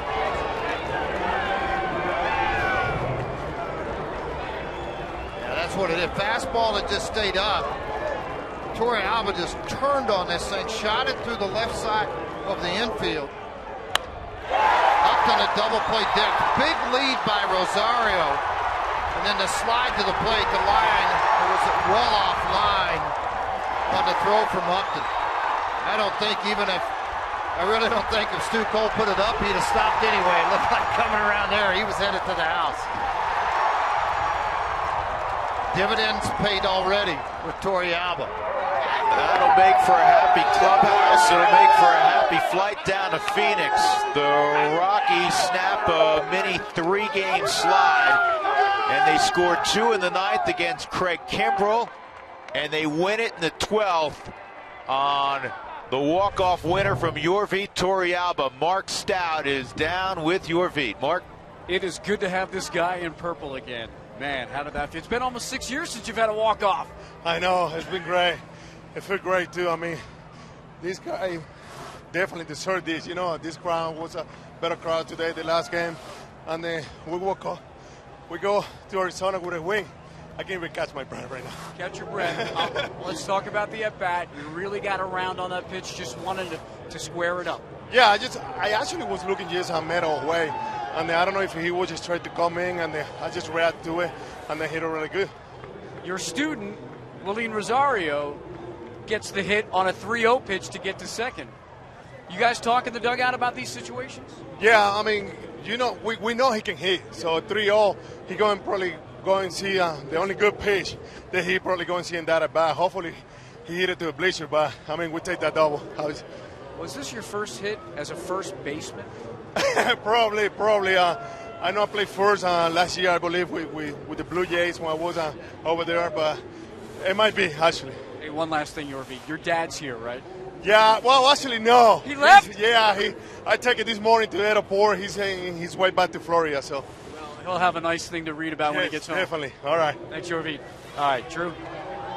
What a special moment, Mark. Thank you very much. Today is Jimmy John's Freaky Fast Delivery. The game brought to you by Jimmy John's. Guess what it is? 12th inning. A couple of catchers involved. The one's playing first base. Torrealba singles in his pupil, Willeen Rosario, who can run pretty well for a catcher. And the Rockies win it 6-5 in 12 to improve to 14-7 on the young season. The Braves fall to 15-6. Visit jimmyjohns.com to find a location near you. What a fabulous W for the Rockies. Toyota postgame show is up next. Enjoy.